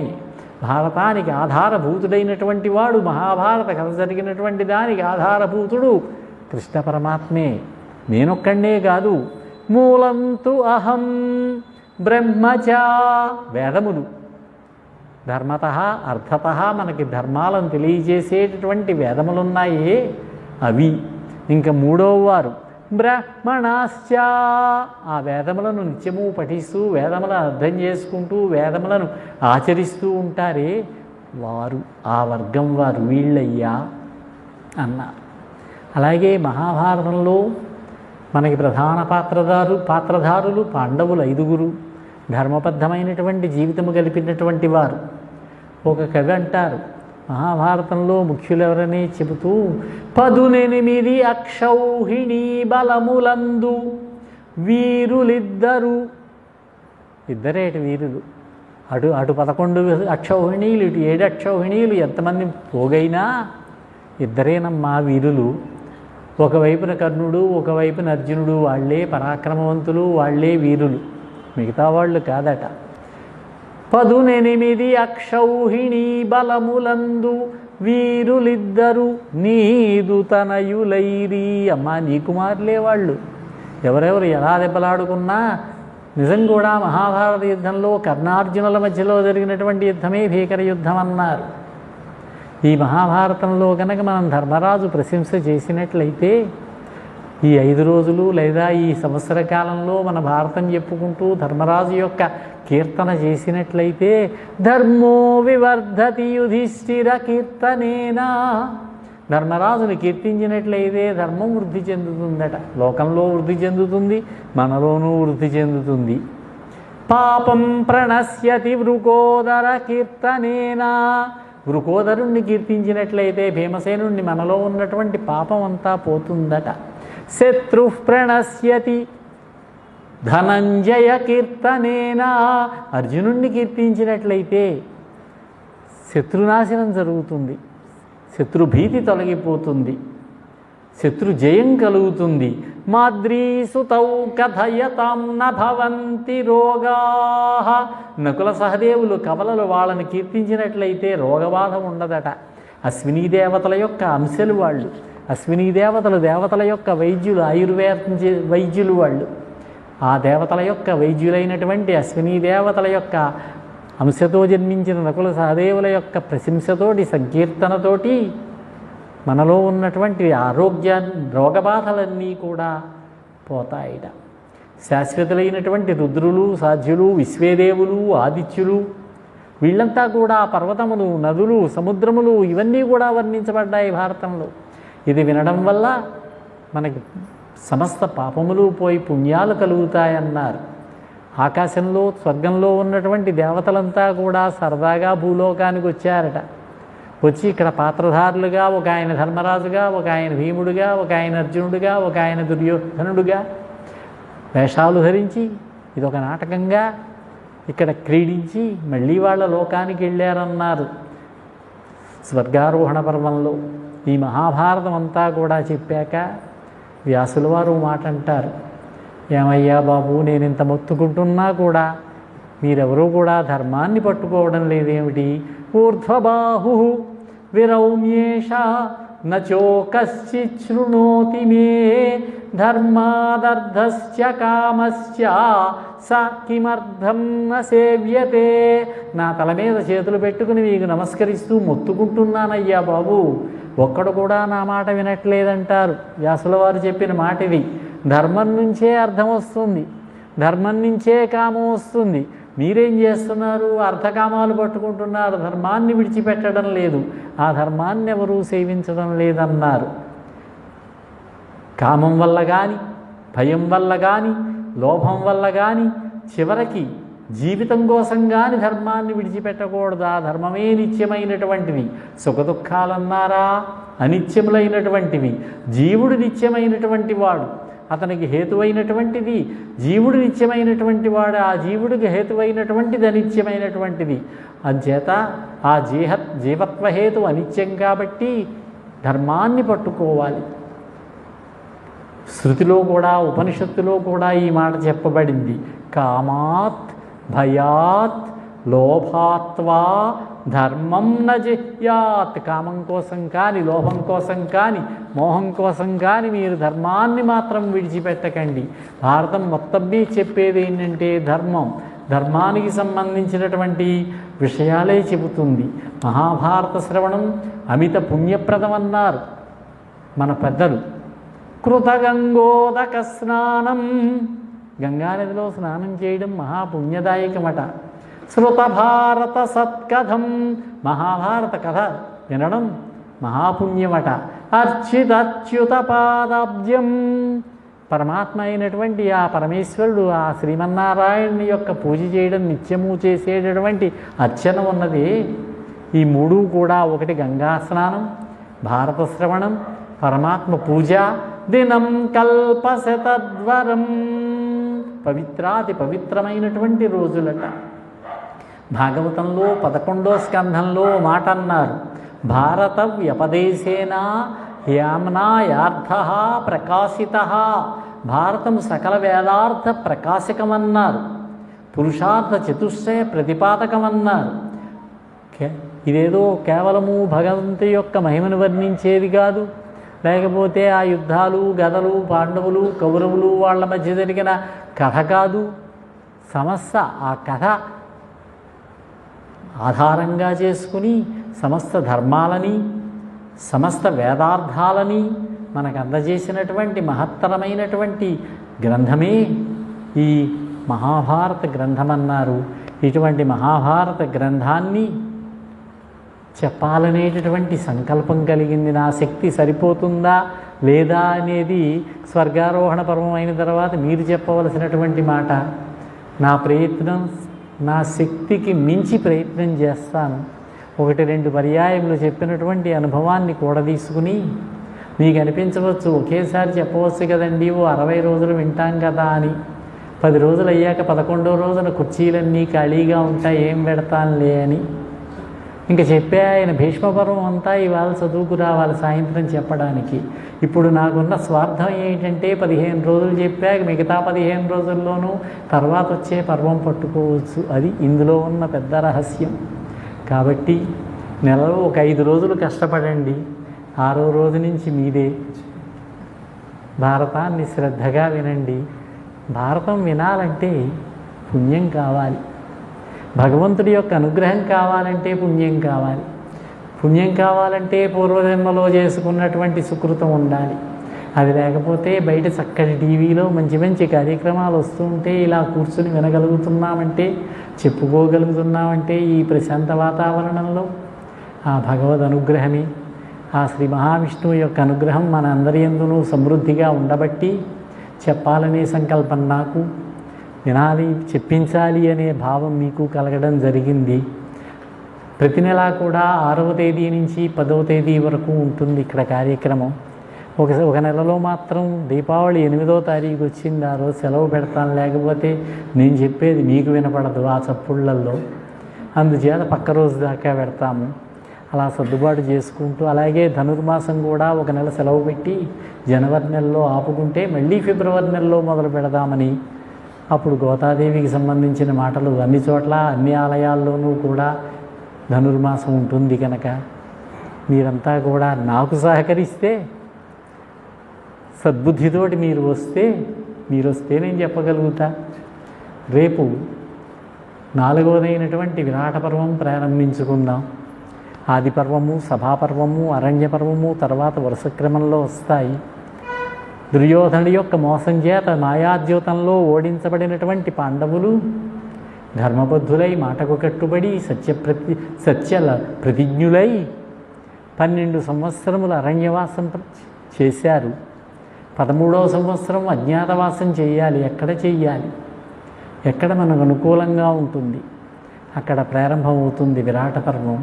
పాండవులు గడిపినటువంటి అజ్ఞాతవాసంలో గడిపినటువంటి సంవత్సర కాలములకు సంబంధించినటువంటి వృత్తాంతము విరాట పర్వంలో ఉన్నది. మహాభారతంలో ఉన్నటువంటి పర్వములన్నిటిలోనూ కూడా గొప్పదైనటువంటి పర్వం విరాట పర్వం అన్నారు. దానికి 1-2 కారణములు ఇప్పటికే చూసి ఉన్నాను. రేపు మిగిలినటువంటి కారణములు చెప్పుకొని రాబోయేటటువంటి 4 రోజుల్లోనూ కూడా విరాట పర్వాన్ని చెప్పుకునే ప్రయత్నం చేద్దాం. సరిగ్గా 6:30 ప్రారంభిద్దాం. రేపు సాయంత్రం కలుద్దాం. స్వస్తి. స్వస్తి ప్రజాభ్యః స్వస్తి ప్రజాభ్యః పరిపాలయంతుం న్యాయేన మార్గేణ మహిం మహీషాం గోబ్రాహ్మణేభ్యः శుభమస్తు నిత్యం లోకాః సమస్తాః సుఖినో భవంతు. మంగళం కోసలేంద్రాయ మహనీయ గుణాత్మనే చక్రవర్తి తనూజాయ సార్వభౌమాయ మంగళం. స్వస్తి.